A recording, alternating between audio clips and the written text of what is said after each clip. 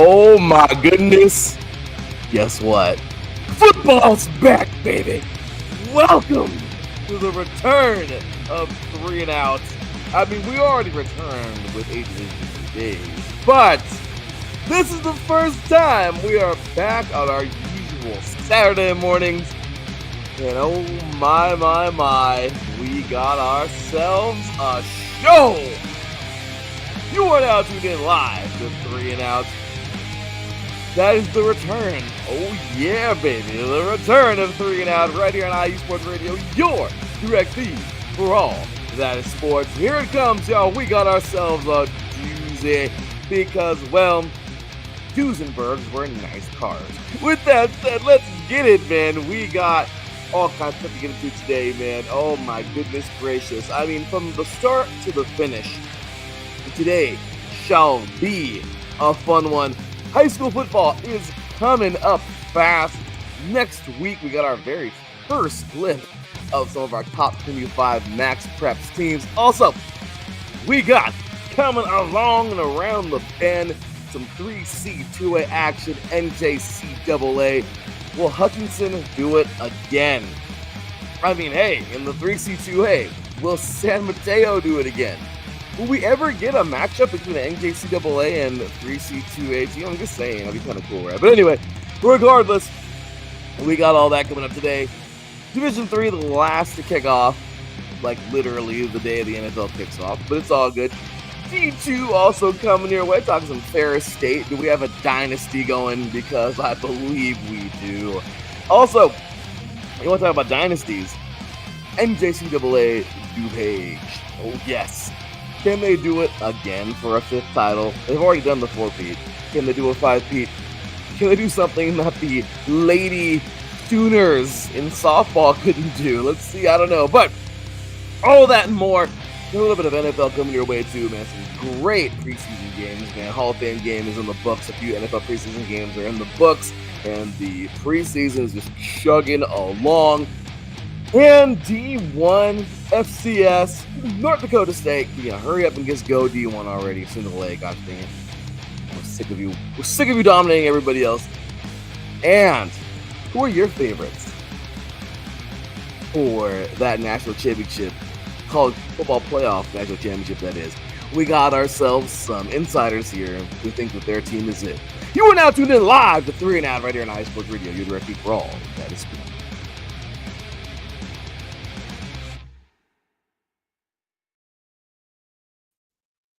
Welcome, y'all. My goodness, I cannot believe that we are finally back. It feels like it's been forever, hasn't it? And I'll tell you right now, it has felt like it's been forever because, well, it kind of has been. Football fans, football is back, and it's incredible to think that we had to wait so long. But it's all good. We are back at it today, man. Oh, man, the offseason took forever, but it's okay. We got through it. We got to see some UFL action. That was pretty cool, right? Where I don't know, maybe some of you watch some Canadian ball. I don't know. But we are back, and, well, somebody else who wants to say hello to you guys.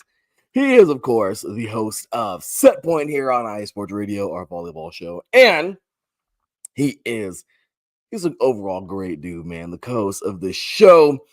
And our IE Sports Radio SoCal Insider. Ladies and gentlemen, welcoming in for the first time here on this show for this year, my boy, Teran Rodriguez. What's going on, bro?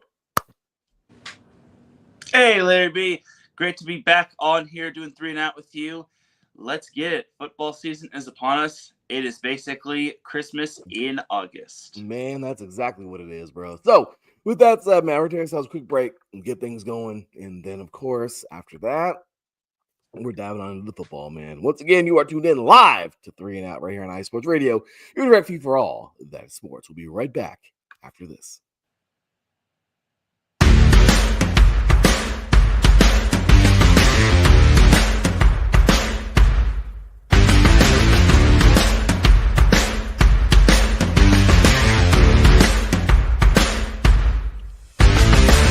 IE Sports Radio fans, this show is brought to you by Planet Jerky Premium Brisket Beef Jerky.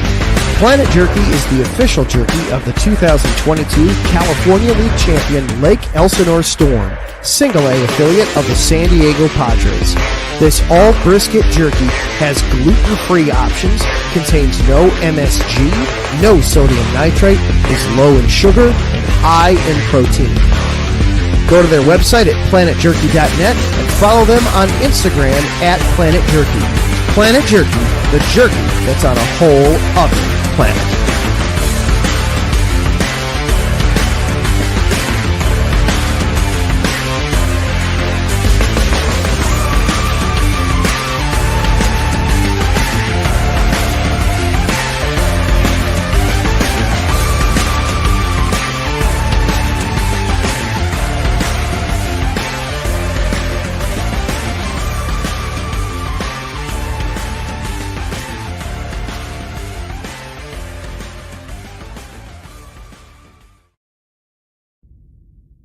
Rise and shine.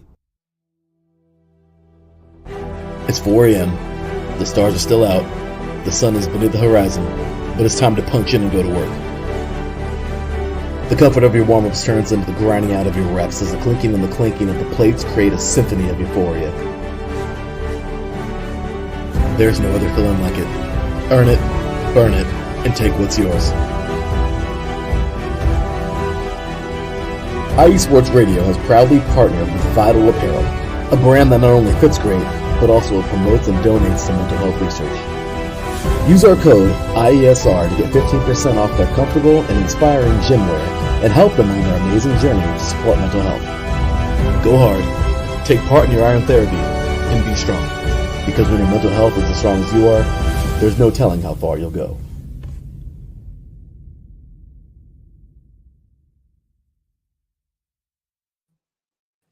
That is right, ladies and gentlemen. Make sure you check out our awesome sponsors. Great stuff there. Alrighty, well, hats off to Planet Jerky. Grab you some jerky football, go great together. And of course, get ready, man. Bottle Apparel, I got some awesome shirts. You should too. So with that said, let's get it, man. Teran, it's been too long, bro. Been too long. How have you been? I've been good. I mean, other than the news about Rashawn Slater being out for the Chargers for the entire season, I'm doing solid. I'm hanging in there. Oh, that's a kick in the nuts, man. I know. I feel really bad. I'm sorry, man. I know. It's injuries happen, though. They're a part of the game, which really sucks. Which, like yesterday, man, Norris just, I heard good signs, but unfortunately, he was carted off yesterday during the Lions and Falcons game, and prayers, thoughts, and it sucks, but at the end of the day, Teran, it's the nature of the game, bro. It sucks, but injuries happen, man. Injuries happen, and there have been quite a number of season-ending injuries, but like you said, injuries do happen. They're part of any sport, so they are, and it's a bummer. You don't like to see it, but again, man, it's true. I mean, it's just injuries they're just a byproduct of what happens out there on that field, man. So prayers to all those who are hurt and to heal up, even season-ending injuries already, man. Hopefully everybody can heal up and be okay. But with that said, Teran, appreciate you, man, again for being here today. It's been a fun one. Oops. Getting rid of my old banners there from 8 divisions in 8 days, but it has been a fun one, man, for the last 9 years. But today, I don't know if you know this, man. I don't know if you know this, but today, 3 and Out turns 10. It's not today. It's this year sometime. I don't know the birthday. Yeah. But this is the 10th year that we've been on the air, man. 10 for me total. We added you in 3 years later after that. So, dude, it's been amazing. How about this ride, man? 3 and Out, 10-year anniversary. I think it's quite amazing, and this being one of the longest tenured shows on IE Sports Radio is absolutely astounding. It's amazing, throughout the years where it went to audio to eventually video, and then you had the prime time face-offs and so on and so forth. I think it's awesome, and then now we've integrated everything in terms of 3 and out. It's not just NFL. It's talking high school football, college football, junior college football, so on and so forth. Isn't it something, man? It's a blessing. I'm so excited that we've been able to do the show for so long. And I'm happy, man. I really oh man, I it's unreal sometimes to think like, wow, we've really been on that long, man. So big shout out to our boy Rob Khalees, man. Appreciate you there, good sir. Yeah, man, 10 years on the air. Crazy, right? Something that has totally just been like, wow. But hey, you know what? We've enjoyed it. It has been a really fun show to do. And obviously just talking all this football with everybody here, man. Cannot thank you guys enough for being a part of this and for wanting to jump on and be a part of it. And it's pretty awesome. It really, really is. So yeah, man. So we got so much to get into today, but I just wanted to, jump out and say that immediately. And we're gonna need a little bit more than a good preseason performance for that one, but hey, yeah, no. That was a good one, Teran. Hey, he can play, but it's just there's a lot more. There's a lot more to go. So if you can play like that continuous, well then there you go. But anyway, man. With that said, big ups, thank you to everybody for tuning in, man. And we hope you're, already getting nestled in here, man. My coffee's actually getting ready right now, so I'm over here just waiting for it. But yeah. So with that said, Teran, let's get to it, man. Let's jump on in and just get this thing started. So with that, all right. Man, I know you're like, wow, I don't even know where to go from here. I know, sorry about that, Teran. I got the outline. It's all good. I was supposed to send it over to you. I'm like, oh crap, hey, but it's okay. It happens. This is the first show, and since Super Bowl Sunday, when you and I did our grand finale. So Oh yeah. So with that said, man, all right, let's get on into it and get on into a couple of things. So first, we got to start off as we typically do. Obviously, we like to start off with a little bit of like, you guys will see how we get into it. But Darren, NFL preseason, man, it got underway last week with the Hall of Fame game. Hey, cool. Hall of Fame game got going and did its thing. What would you say, man? I mean, so far, Hall of Fame game was good. We had the Raiders tying the Seahawks because why not just tie the preseason, right? I mean, that's just a good season is going to be. We had some crazy stuff happen yesterday. Again, just terrible injury again. We hope Norris is okay. But we've seen some players emerge. Obviously, the scores don't matter whatsoever. But we've seen Shedeur Sanders shine pretty good yesterday. We've seen the Patriots actually look like an offense. Of course, I know it's a bunch of backups, but they look like they got something going on there. So, and yeah, I mean, I don't know. We've seen some things so far. Eagles, they don't need to prove anything. In the Ravens, well, they actually look pretty solid out of the gates too. Bummer for the Colts, but I don't know. What have you seen so far in the preseason that you've liked from players, or maybe things that you don't like? Well, I think let's start with the Hall of Fame game. I will say that felt good to be the icebreaker of having football back, and honestly, I'm glad that we got football back. And I think what I learned in that game is that everyone was literally jumping the gun when it came to Trey Lance being the QB1 for the Chargers. And don't get me wrong, it was great to see Trey Lance ball out, even though he didn't have a lot of flashy numbers. But one player that I was happy to see have a nice little game is Keandre Lambert-Smith of the Chargers, who was a 5th-round pick for the Chargers, wide receiver out of Auburn. I think he was kind of a steal for the Chargers, and I think that's what the Chargers need, just because they kind of need that wide receiver help, even though they just recently signed Keenan Allen. But yeah, I think the Chargers need all the wide receiver help that they can get, especially with all that happened with Mike Williams retiring and so on and so forth. But I think the receiver room looks pretty good for the Chargers. And then looking at the preseason, yeah, I mean, it's only preseason, but some teams kind of look good. I mean, I thought I was impressed with your Raiders outside of Ashton Genty, but there are better days ahead for him. So I think maybe the Raiders might have revived Jamal Adams's career. So we'll see. I mean, and also something I noticed is that Cincinnati kind of played Joe Burrow and Jamar Chase in terms of their game, just because they don't want their players getting rusty. Because we all see the Bengals being rusty in Week 1 and so on and so forth. Yeah, it's crazy to see all these, different, moving pieces. I gotta say, I'm actually like, yeah, it's true. GT, he'll have better days. It's just first kind of deal thing here, but overall, preseason, man, isn't it crazy when you look at the preseason? You're like, all right, you don't know. It's so crazy because you don't really know what to say. You know that damn well the scores don't mean anything. You know what I mean? Like, Exactly. you know that no matter what happens in that field, really, it's a glorified scrimmage, and we're talking about a super glorified scrimmage. Okay. But you're getting a lot of 2s, 3s in, some 4s, making them cuts, man, for the final 53. And it's exciting. It really is exciting. I have so much respect, for everybody who puts on that jersey and gets out there, man, puts on them pads. The game is nowhere near what, and I'll keep on saying that. Teran, I've been saying it for years. The game is nowhere near what it was, but at the end of the day, I just I don't know. I'm not going to go too far into that, but Right. you know what? When it comes down to it, it's still a brutal game, and it's something that it's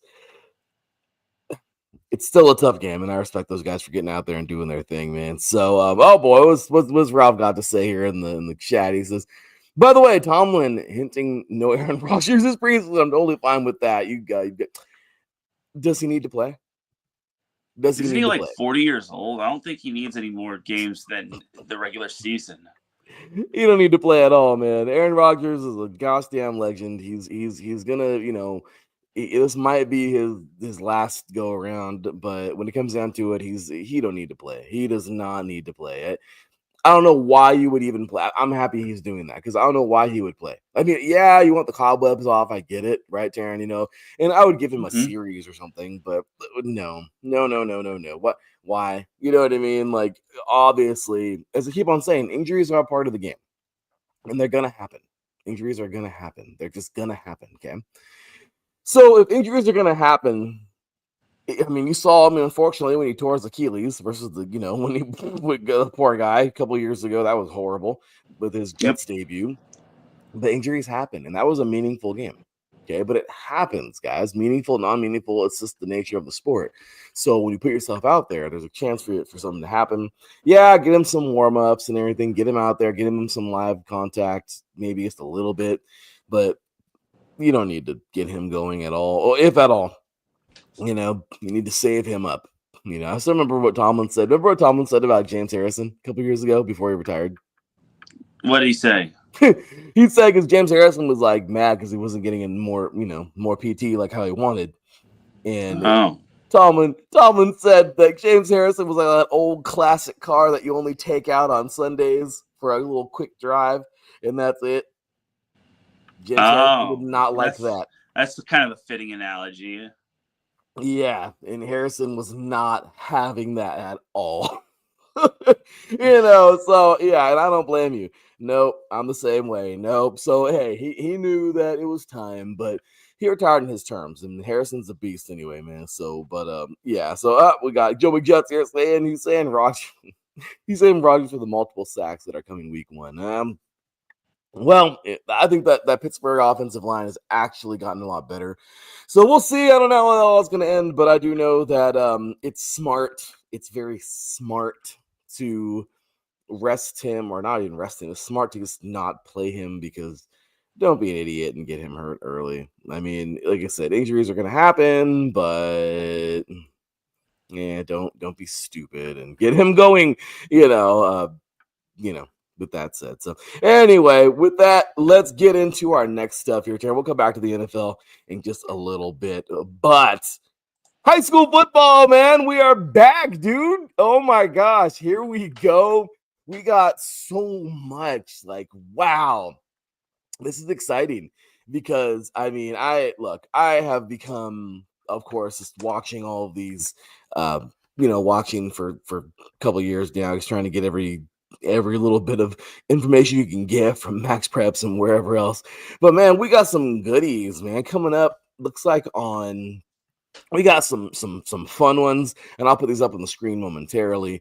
But you can't look past the elephant in the room. This year again, mid-September or somewhere in there, we're gonna see Bishop Gorman going head to head with Mater Dei yet again, which is going to be awesome. Plenty of good games before that, but I'll tell you, that one is going to be fun because, well, last year it was 1 versus 2. I don't know what it's going to be this year. Definitely Mater Dei, I still think being 1. I know things can happen and whatever, but Mater Dei is basically extremely good. I noticed something, Teran. I don't know. I don't know if how the schedules are looking this year. But I will say that I did find something kind of odd in the very start of the for St. Francis out of Maryland. I did not actually see an opponent for them, which was kind of crazy, in their first game. But I will say this is pretty cool because remember these guys? Remember Grayson, that team that came out of nowhere from Georgia last year, Teran? Remember that? Yep. Well, here they are, man. They're going to be making their debut. The day at least I got the earliest kickoff dates here on next Friday, August 15th. St. Francis kicking off against somebody. I just don't know who they are, but we got some good ones here so far. Grayson, I guess, the team who came out of nowhere last year and absolutely just owned it. Good for these guys. It was a very special year for them. They ended up winning out there in Georgia, and it was just crazy to think, man, they won their playoff bracket, and it was awesome because we did not, as Teran would say, we did not have that on our bingo card. But they were solid. Now, then on that same exact day, Corner Canyon out of Utah, man, taking on Bingham. Bingham not nationally ranked, but that doesn't mean they're not good. This is a good football team, and really cool to think, man. Corner Canyon, they're gonna probably win another Utah State championship, but at the end of the day, I haven't got a chance to look at their schedule too much, but I'm sure they got some quality talent on there, and this is a team that a lot of people have a lot of I think people will move there for their kids to play there because it is a very good program. Next up, American Heritage, man, number 8 taking on St. Joseph's Prep. I really thought that St. Joseph's Prep might actually be ranked this year, but they weren't in the preseason poll on Max Prep, so it was a little like, but again, guys, just because they're not ranked, St. Joe's Prep is no slouch out of Pennsylvania, Philly. These guys are one well-oiled machine, very, very good football team. And I personally think that this is going to be a really fun game out of the gate, man, because American Heritage flying up there to Philly. American Heritage, of course, produces some major talent. So number 8 team in the nation, looking forward to that. St. John Bosco is making their way over to Florida to take on Manatee, another very good school in Florida. I think the Miami region, if I'm not mistaken. Regardless, though, St. John Bosco, they were champs a couple years back. How long ago was that, Teran? I think they were champions, 2021, if I'm not mistaken, that they won this thing. I think it was either 21 or 22. Yeah, it was right around there. I know they had the comeback against Mater Dei most recently. Last year was Mater Dei. The year before was Mater Dei. Yeah, as a matter of fact, Aaron, I got it right here. Sorry about that, man. It has to be like 3 years ago. Yeah, so we can look back all the way to 2019-20. Of course, is Mater Dei. So St. John Bosco won it in 19. Mater Dei did win it in the 2021 year. Bosco won it again in 22. Then it was Bishop Gorman in that crazy year where all 3 of them could have won. and Modern Day won it all last year. So yeah, Bosco, man, looking for a third title coming up here, man. Very, very good football team, man. I mean, obviously they've had their meet with heartbreak when they were taken out by I forgot who they lost to last year, but yeah, they've had some heartbreak. But of course, I know you talked to Coach Negro actually recently, and I mean the guy is doing his thing. He's over there on the show after Sunday Night Football. That's pretty cool. That's what they got him on there, and the challenge and all that. Yeah, the challenge.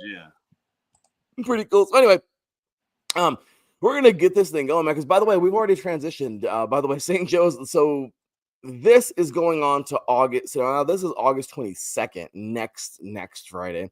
Of course, we'll be talking some of these here. Not going to get all into all of these here, but I'm just kind of showing some games coming up here again. We talked about those guys already. Grimsley, man, the little team from North Carolina that could. Another team that came out of nowhere, much like Grayson in Georgia last year. Very, very good school. West Charlotte also as well, taking them on. I really don't know anything about those guys, but I know Grimsley, man, these guys really balled last year and made a name for themselves. High school, I don't know why I said high school football, but IMG Academy taking on Hoover. If anybody remembers, Hoover is the star team, of course, from 2-a-days. I believe. Remember, it was 2 days on MTV. Like, we're talking like 20 years ago. So the good old Hoover Bucks, man. Hoover Buccaneers will be hosting number 6 IMG Academy. That is all coming up. This is all going to happen on the 22nd, by the way. Number 12, Corona Centennial, man. The football factory taking on Servite. Oh, a goody right here, man. Because, I actually thought, because this game's happening at the same exact time, Bishop Gorman at Centennial, and I was like, oh, it's gonna happen early, but no, it's the wrong Centennial. It's Centennial, Nevada. Whoopsies, sorry. Regardless, though, I know, I got all excited, but I was like, oh, I got mixed up. But regardless, man, Centennial and Servite gonna be a very fun one here. Your Trinity League team taking on that number 12 Centennial, Corona Centennial Husky team, man. Gonna look fun there. Number 14, Mission Viejo, and number 16, Santa Margarita. They're what, Teran? 10 miles away from each other, if that? Pretty much, yeah. I mean, these guys know each other. They probably played, Pop Warner, on the same teams or, whatever. So these guys, man, just getting bigger, getting older, getting stronger, getting faster. And, they're not too far from each other over there in South Orange County. Teran knows that place kind of well. So, and then, of course, as I said, Bishop Gorman taking on Centennial in Nevada that same day. We got number 21, Sierra Canyon, taking on J. Sarah Catholic also on that same day. So, again, just some goodies there on August 23rd we can look forward to. That is pretty cool. And I'm just kind of going over some of the games here that we're going to be seeing early on in the season. Of course, we talk about this as we go. Number 1, Modern Day, taking on number 10, St. Thomas Aquinas. That is going to be on Saturday, August 23rd. A game that we are going to be looking forward to so much because St. Thomas Aquinas, again, a team who has really emerged. I mean, over the years, they've just been battle tested over and over and over. And this is a new challenge, a new level of challenge because, well, it doesn't get better than Modern Day. I mean, this is how it is. These guys are monsters, and it's going to be great to see that. Very good matchup there. Hopefully wish you could watch these things live, right? But maybe it'll be aired on TV somewhere. I don't know. Number 7 might be aired on ESPN. I'm not entirely sure. I hope so. But if I see something for next week, I'll let you all know. Thank you. I hope so because I would love to see that. Another ring dinger here, man. Oh my goodness. Number 7, Chaminade Madonna. If anybody, okay, and I think some of you may, some of you may know him as Mr. Jeremiah Smith. Okay. It's, very, very easy for us to recall Teran when he was a Chaminade Madonna doing his thing, looking like a man among boys, right? Remember him out there? And then he goes to Ohio State and he's dominating, and we're like, oh yeah, we know that guy. Yeah. So the guy, I mean, just to go out, throw that out there, Chaminade Madonna producing guys like him. St. Francis Academy, again, even though their first game I have unconfirmed at the moment, which should be on the 15th. For sure on the 23rd they'll be taking on Shamna Madonna. Very fun East Coast matchup here. And I'll just kind of speak to the rest of these. Number 11, Northwestern, getting ready to take on Orange Lutheran. Another game here that I thought was pretty good because I got all the top 25s together. And I just said, you know what? I'm going to just put all these out there because I want to, get everybody excited for the season, man. And of course, we got some teams that, we got to get used to. Number 23, Cass Tech. Don't know who they are. And Central Catholic, Ohio. Oh. Yeah. So. Yeah. Oh, there you are. Annoying. Sorry. That was weird, but regardless, sorry. So yeah, Cass Tech. I don't. Yeah. Again, this is an Ohio-Michigan rivalry, Teran. That's all I know. Okay.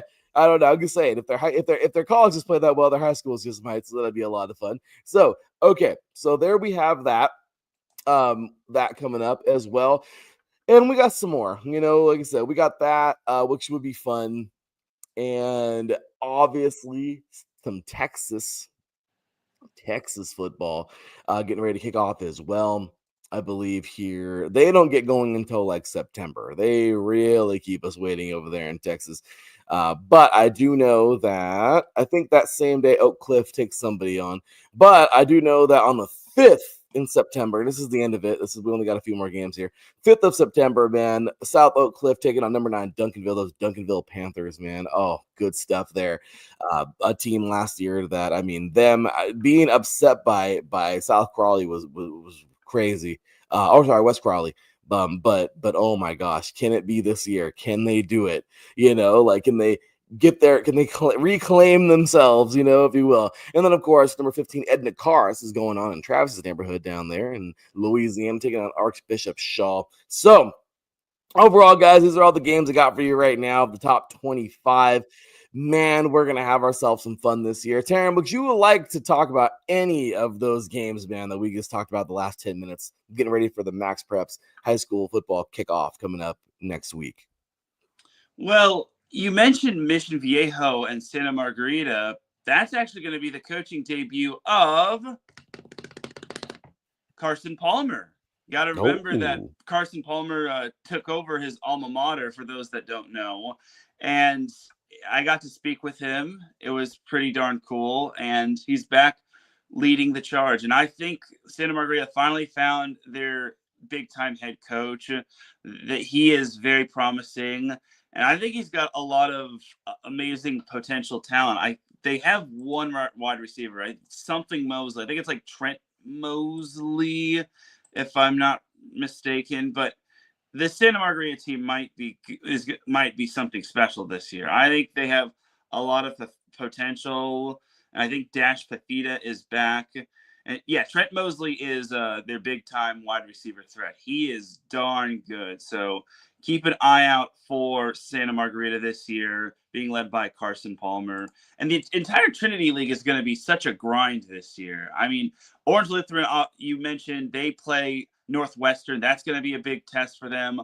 Bosco's going to have a big test, and they've got a tough schedule. It's a grind for some of these teams and whatnot. So overall, it's going to be another fun season. I don't even think Manatee will be a pushover for Bosco. And I'm looking at their schedule. They're also playing St. Francis and Junipero Serra, which I think is awesome. And then Mater Dei also plays Corona Centennial. Centennial's beefing up its schedule. We all know Matt Logan does not shy away from any sort of challenge whatsoever. So I like how he beefed up his schedule, and I think it's going to be a very fun season for a lot of these teams. And hopefully I'll be able to keep an eye out for them. It's going to be fun, man. We got some really good football coming up, and it's exciting. It really is. I love, being able to talk about these teams, even though right now we can't get too deep into them because obviously we're getting ready to start the season next week. Oh, Teran, I really like what I see here from so many of these teams coming up. Again, we're looking at the biggest story is can Mater Dei do it again? That is the big one. It's true. We have Carson Palmer now. That's so cool, man. You got to talk to Carson, man. How was it? But before we get to modern day, man, how was it talking to Carson Palmer? It was amazing. I was a little nervous when interviewing him. I was like, "Oh shoot, that's the Carson Palmer standing right in front of me." So I had to keep it cool and keep it together, but I was able to do so. And it was fun. He sounded like a great guy and whatnot. I wish I could have asked him more questions, but, it was obviously on his team's bye at the 7-on-7 battle at the beach and whatnot. And by the way, guys, Teran does this, man. He's live and in color, man. He is everywhere all the time. We're talking about volleyball during the summer. He is covering passing leagues all over the place for the top high schools, really in the country. But it's the top high schools, at least in Southern California. But we got some of the best here in Southern California. So pretty cool, man. Teran just does it all. So I applaud you, Sarah. You're out there just in the trenches, man, covering these. By the way, so how was that? Really quick, I just want to get you pick your brain on that really fast, man. What did you see? What did you like? I mean, what did you see so far in that passing league? I mean, I'm sure you saw some possible future NFL talent right there. So I mean, what did you see, man? What you got for us? So I was, well, for starters, Mission Viejo was just absolutely amazing in their passing league. They won all 3 passing tournaments that they partook in this year. They won the Milliken tournament. They won their own tournament, the South County Classic at Mission Viejo, and then they won Battle at the Beach. So they went for the trifecta, and they got it yet again. So, and the crazy part is that Mission Viejo didn't even have some of their star players. Like, they didn't have Vance Spafford, who I think decommitted and eventually committed to Miami. They didn't have Darion Jones, one of their top corners. They weren't at full strength in terms of their entire team. But this is a Mission Viejo team that's going to be very scary this year. And another team that I think has potential is Mission Hills. Mission Hills has got they've got a quarterback who is pretty darn good himself. That's Troy Hun. He's actually committed to Penn State, which I think is pretty nice. They really battled against Mission Viejo pretty tough in the South County Classic, which eventually Mission Viejo wound up winning. They managed to beat Mater Dei, which, I mean, Mater Dei wasn't at full strength. They didn't have Mark Bowman, who is committed to USC. But again, Mission Viejo wasn't even remotely close to full strength. Again, they didn't have Vance Spafford. But with him on that team, that Mission Viejo team is going to be something special. I mean, it feels like Mission Viejo just never rebuilds. They always seem to reload, and that's pretty darn impressive if you ask me. So keep an eye out for Mission Viejo this year, and and the thing I wish that Mission Viejo's schedule would do is have them in a better league, because it feels like they're in a very tough league, obviously, but it's only a 4 team league, and it's tough for Mission Viejo and the other teams in that said league to schedule teams, because no one wants to play Mission Viejo or Edison or San Clemente or Los Alamitos. So I hear that their league is going to be beefing up this year. It's going to go from 4 teams to 6 teams next year, and I hope that's the case, and I hope that Mission Viejo never has this problem, because again, and the Mission Viejo has to schedule teams like Long Beach Poly, Lincoln of San Diego, St. Paul, McAllen, which is in Chattanooga. So they have to go all the way to Alabama to play their game. So I hope Mission Viejo's schedule never has to go to the point where they have to schedule week 6 and week 7 games and whatnot. Well, and that's, I think, the next question I want to ask you, Teran, because obviously we got some people here tuning in today who are new to high school football, new to the whole realm of it, and they're like, oh, okay, so this is where these guys start out and everything. Teran, I got to ask you, man, obviously we've had this, you just talked about that right now. It's crazy. We have some strong leagues, right, in Southern California especially, and around the country. But it's true, Teran. We see over and over again, and it kind of sucks. You feel bad, but we see over and over again, man. Somehow, some way, even though you got these monster teams, Los Alamitos, you have the Corona Centennials, you have the Southwest League over here where I'm at in the Inland Empire. You got some pretty good football teams. And then there were Mater Dei. Then there's a Trinity League, basically. Yep. St. John Bosco, Rank Santa Margarita. I mean, you got these monster schools, Mission Viejo, but then they still face these giants of the Trinity League, and in the Open, CIF Open, and it's like they stand no chance. Darren, have you heard anything about? Because I know we've talked about this for years. I know you said you've heard a lot of coaches chirping about it and everything.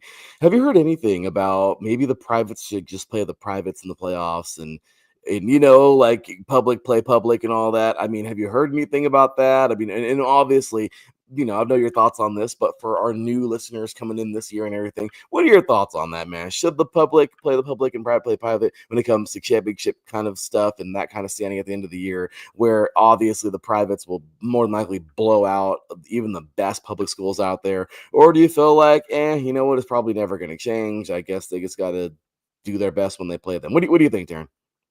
Yeah, I mean, I haven't really heard anything regarding that, but until we do hear something like that, we're not going to be seeing anything change. And I did talk with a good buddy of mine, Greg Biggins, who is one of the top recruiters in terms of like high school football.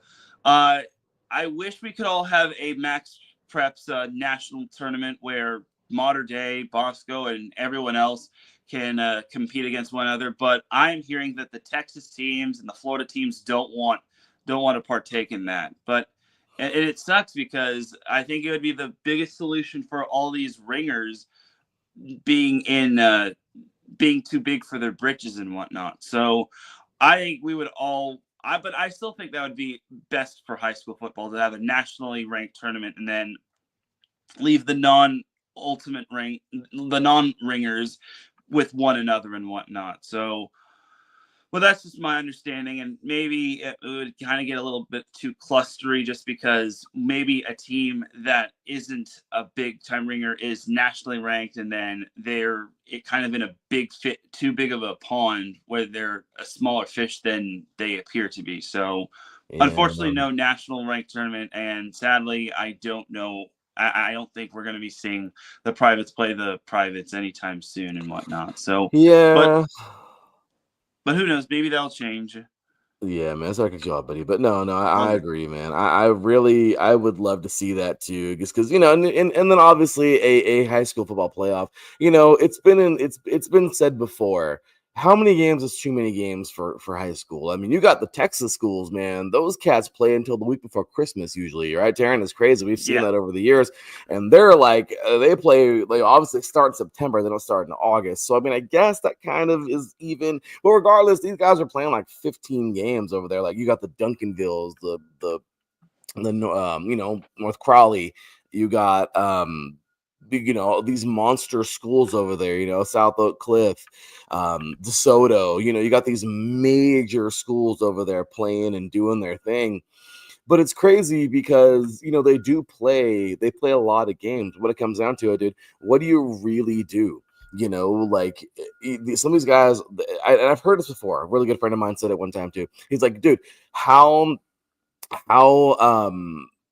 do they expect to be NFL ready? And I'm like, man, it's crazy to think like, yeah, these guys are going to places where they can be NFL ready. But realistically, they need to know how to play these many games and whatever. And we just need to chop it into, remember, I think I told you last year, my buddy proposed the idea of doing the best of every quadrant of the US, Yep. and put like in a 4-team. And I'm like, that'd be cool. But even then, I mean, we're looking at like 15, 16, 17, even 18 games around there. Well, it's the same thing they do when they get to Division One. And then look at the NFL keeps on bumping up their games. Well, they already did. They bumped it up to one. Obviously over the years to 18 weeks now and 17 games. Like, I know but obviously there has to be some kind of limit. So I don't know, Darren, your quick thoughts on that? Because obviously this is a great topic, man, especially at the start of high school football season this year. Yeah, I think that is kind of the big debate. How many games is too many games and whatnot? And this kind of goes back to some. I actually never got to mention this, that some teams even have to play this week and whatnot, and scheduling is also tough because like this next week in 6 more days, we have Inglewood, the Sentinels, hosting Los Alamitos, which I think is pretty crazy if you ask me. It's a week 00 game just because no one wants to schedule Los Alamitos. Their original schedule actually had them playing a couple teams, and then they unfortunately backed out. So now Los Alamitos had to like schedule a week 00 game, and then they also have, and eventually they have 2 byes. And then the following week, Los Alamitos has to play a team from Hawaii. I forget their name. I think it's like Mililani or Makahuku and whatnot.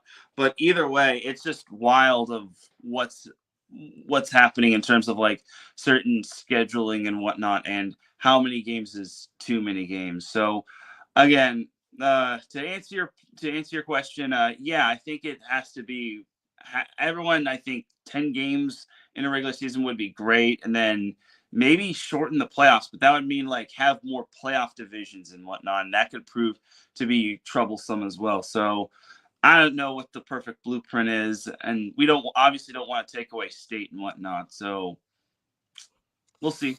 Yeah, it's hard. There's so many teams. Everyone wants a piece of it. I mean, it's really hard. So, like I said, we've had this debate several times on here. Not really a debate, just had this conversation. And again, I mean, I think we've gotten some great comments from it before, and we've gotten, a lot of people are just, all about the, no, screw it, man. We can't have the privates playing the publics no more. That's not fair. We should have some kind of a national playoff, because who really is a national champion? What just because Max Preps has a ranking, and there's others out there who do that ranking right there, and there's also Yep. well, just because they say they're the best doesn't mean they're the best and everything. I mean, look, I get it, and there is no national championship game, but when it comes down to it, look, let's just be real. It's hard. It'd be really hard to do that, and you can't be mad. You can't be mad at everybody tries to put this together. It's true. I mean, these athletic directors for these schools, I'm sure, that get a little nervous. It's true. I mean, and that's crazy. A week 00 game. What in the crap? I mean, that is insane to think that we're gonna have that. And it's true. Sometimes nobody just wants it. Nobody wants that smoke. And I get it. I totally understand that it is these are youngsters, they're kids. If you look at it, I know they're really good athletes and everything, but when it comes down to it, Teran, what do? I mean, you can't just go so hard, that you're treating this already like it's college, for these guys. So I don't know, Teran. It's a great topic to talk about, but we'll continue that coming up here. So before we jump into our, getting into college ball, Blue is making her first appearance of the season. So, she is here. Blue says hi. So will Mater Dei do it again? Darren, they're stacked. They are stacked. They look good. This is a good football team. You said it. They weren't even, at full strength when you saw them in passing league in that tournament. I mean, I don't know. They got some major commits. I don't know, Teran. I mean, do you really think this is a good year that they could be going back to back, or do you think this could be time for somebody else to creep out of the shadows? Maybe they're crosstown, because they're literally not that far apart from one another. Not crosstown, but we're talking just 20 miles away from each other. Maybe Cerritos to Santa Ana.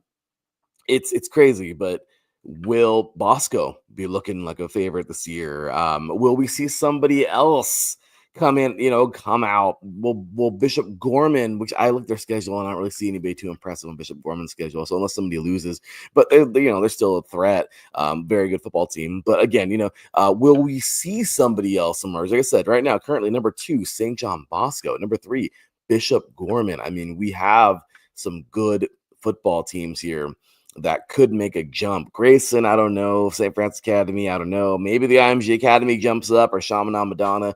But when I look at it right now, I really feel like the races between these 3, at least at the moment, Mater Dei, St. John Bosco, Bishop Gorman. I don't know, Teran. I mean, what do you think when you see this so early? Well, for Mater Dei, I definitely think they have the roster. They have a lot of good talent on their team. It's not just Mark Bowman and whatnot. All eyes are going to be on Ferian in Ferreira, and I think, I mean, they've got a lot of good. Their quarterback room is just so amazing. But You also got to watch out for Caden Dixon-Wyatt. He is legit good.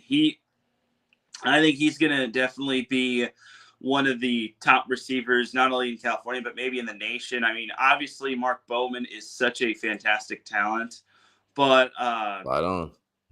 yes. But I definitely think you've also got Modern Day is just so deep all over the place, and just when you think they'll rebuild and whatnot, they're not going to rebuild, and they just reload it all over the place, which is amazing. And I haven't even talked about their defense. Their defense is going to be straight up nasty, and their defense is absolutely amazing and whatnot. They always have a great defense. And I think Modern Day, to answer your question, yes, I think Modern Day will do it again. And looking at Bishop Gorman's schedule, I think Kahuku could be a good matchup. Modern Day Santa Margarita, that can be fun. I thought they played somebody else big time, but well.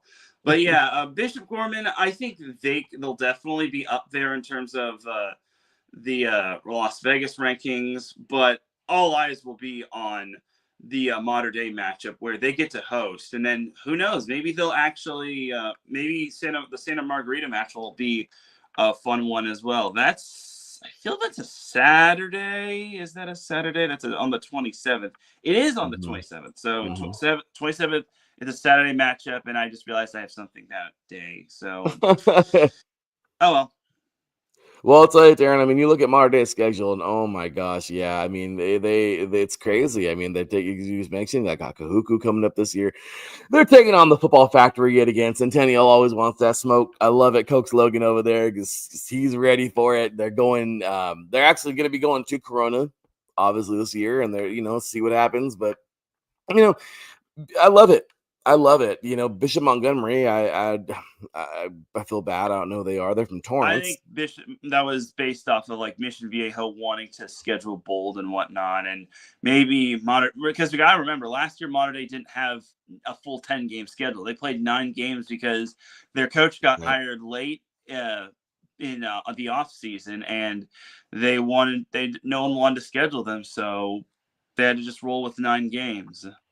It's true, and look what happened. They still won the national championship because they're that good. So, I mean, Kahuku this year, obviously. Like I said, St. Thomas Aquinas, that is just going to be a fun football game, man. Oh, it's going to be good. And like I said, that's on the 23rd coming on up here. So, again, guys, high school talk is on.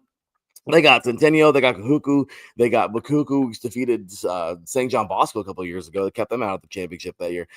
Centennial, obviously, Bishop Gorman. And then that nasty Trinity League, obviously, Orange Lutheran, Santa Margarita, Servite, J. Sarah Catholic. And then the last game on Halloween night at St. John Bosco. So good stuff there. Obviously, you got Bosco doing the same thing. Except for, the other Trinity League team, they got Modern Day in their last game. But take a look at these guys, man. I mean, yeah, Manatee coming on up here. They got Eastwood, Tel Paso team in Texas. Cool. They won it. So that's awesome. St. Francis Academy, that's going to be pretty cool. It'll be, taking them on home. As you already said already, Junipero Serra, the team up north that usually plays for state against Modern Day or St. John Bosco. So that's pretty cool. St. Louis High School, man, out of Honolulu, Hawaii, you talked about. Then of course the Trinity League, as we already talked about before. So, St. John Bosco's got it, a pretty good deal there. And then obviously Bishop Gorman, again, I'm not saying I'm unimpressed. Okay. I don't want to sound like that jerk, especially with high schoolers. But what I am saying is scheduling wise, okay, they got Centennial, Nevada. They got Kahuku, which is really, really good. Good football team there, one of the best teams in the country in Hawaii. But then, of course, the team from Highland, what are they called? Lone Peak from Highland, Utah. Mm-hmm. Okay, good team. And then, obviously, East St. Louis High School out of East St. Louis. They're actually a very good football team. And then obviously there you go. Then they got Modern Day, which is their claim. This is kind of their claim to fame. This is the big game for them. They got Santa Margarita. So they do have some good schools on there, Palo Verde, Mojave. But when it comes down to it, Teran, I don't know. I feel like Modern Day is gonna have to lose something in order, right? I just don't see Modern Day. Give. Yeah, I just don't see Modern Day just. If Modern Day goes undefeated and so is Bishop Gorman, I don't see out of nowhere Bishop Gorman leapfrogging Modern Day. I don't see it. You know what I mean? I don't see it. I don't want to. Like I said, that's nothing bad. It's just, obviously, I guess still these guys are just too good, man. They're too damn good, and they're playing great football. So let's see what they do. But again, I mean, unless there's some kind of a loss here from somebody, I don't know. I can see Mater Dei doing it again, man. So any last thoughts here on high school football, man, before we turn the door? We'll actually take a quick break and then jump on to the rest of because high school is the big one today. Obviously, Teran, you know what I mean? High school, because nobody else is starting for a good minute. And today I really want to get a good, strong discussion on high school football as we come out of the gates. That's getting going next week, even as early as this week. But, I want to get that going. And of course, we'll come into some small talk college, for the rest after the break. Division 3, Division 2, FCS, FBS, NAIA, junior colleges, 3C2A, and JCAA. But closing statements here for high school football. Once again, Teran, what are you looking for this season? Obviously, we both think Mater Dei can totally do it again. Any last thoughts, comments, anything for high school football before we're out of here today? I'm looking forward to seeing what the third down Trinity League teams can do. I mean, obviously, we know Mater Dei and Bosco is going to be number 1 and number 2, but I want to know who's going to be the third best team in the Trinity League, because I can imagine that third place team is going to be vying for a spot in the semifinals in Division 1. But we shall see. I mean, will it be Orange Lutheran again, even though they had quite a big hit in terms of graduation? Will it be Santa Margarita with Trent Mosley and Noah and Dash Afita? Will Servite kind of return to its glory, as well as Jay Sarah? So we'll have to wait and see. I mean, the entire Trinity League is just such a grind and whatnot. So if you schedule the entire Trinity League, then I envy you. Yeah, I guess you gotta love it, right? But all right, Darren, we're gonna take ourselves a quick break, man. Our boy Marcus was great in the chat room. Salute to you too, good sir. So we're taking ourselves a quick break, man. When we come back, we're gonna jump on into some other goodies. Of course, we're gonna keep things going. Oh yeah, you already know, bro. We're getting it, man. We're getting it. So we're gonna jump on into some more, of course. Like I said, today the high school was the big topic for today, but of course we come back, got lots more on other college football, and then we're gonna taper off into the NFL, talk a little bit more about that good stuff, what to take a look for in the preseason, of course, as well, and then end it off there, man. But thanks for tuning in, you guys. Appreciate it. It's gonna be some fun when we keep it going here, keep the party going here on 3 and Out. So thanks again. Let's do it. Let's take ourselves a quick break. When we come back, we've got plenty more football coming your way. You are watching 3 and Out right here on iSports Radio, your direct feed for all that sports. We'll be right back after this. For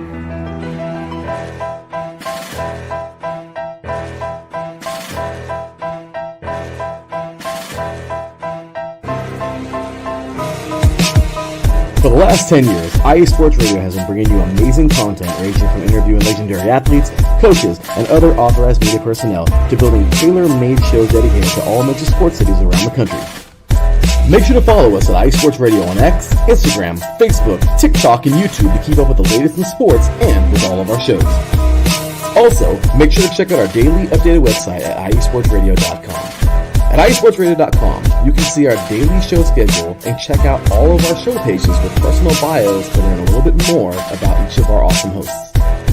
In addition to our show pages, you can catch the iSports Radio blog, Hall of Fame, Fans of the Month page, and our merchandise shop, including t-shirts, tank tops, caps, long sleeves, hoodies, and more. For now over a decade here at iSports Radio, we've continued to be by the fans, for the fans, and we thank you all for your support and for making iSports Radio your direct feed for all that is sports.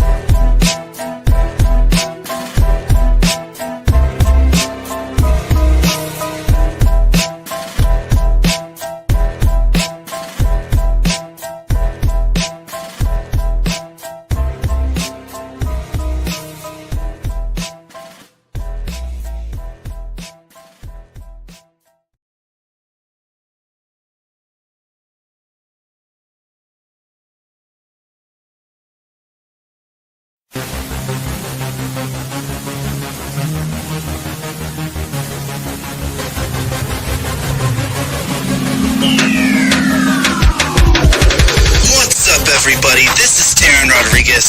Are you a fan of volleyball? Are you a fan of Thunder Spikes? Then I have the show for you. Set Point, where I cover NCAA men's and women's volleyball, high school boys and girls volleyball, beach volleyball, and even professional volleyball. Catch the action every week here on IE Sports Radio, your direct feed for all that is sports.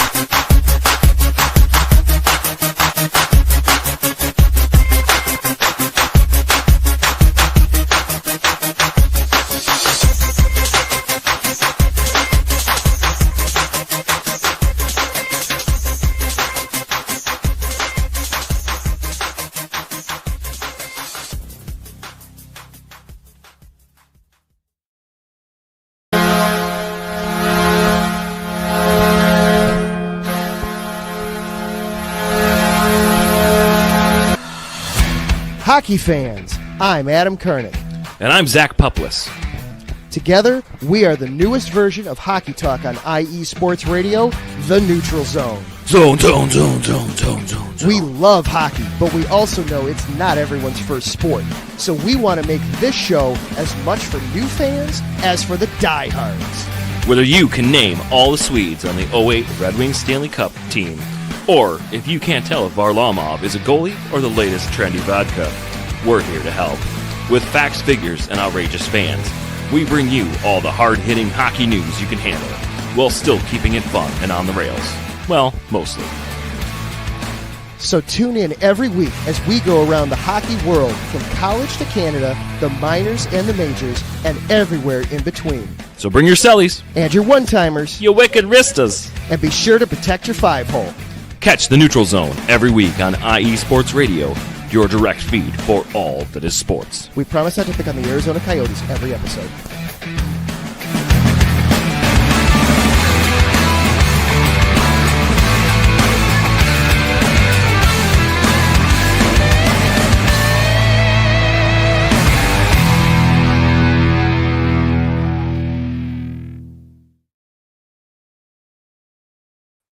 And we are back. My apologies. I had to grab my coffee real quick, and I see Teran over here. Poor guy is over here cooling himself off. I had to get my fan because it's Southern California, and it's like 5 million degrees at 8 o'clock in the morning. It's too early to be this hot. So I guess the fan was there. And by the way, check out our great shows, man. This dude over here puts on the best damn volleyball show you were ever hear. I don't care. I don't care if that's I don't care. I just don't care. Homeboy does it, man. Set Point with Teran Rodriguez Monday evenings, man. The volleyball season is just getting underway. Teran, are you excited? How about this, man? The ladies get when did the ladies get underway? Have they already gotten underway? No, they have not. But in 13 more days. 13 more days, man. Here we go. That's right, because school hasn't even started, but college, obviously. But yeah, man, looking forward to that.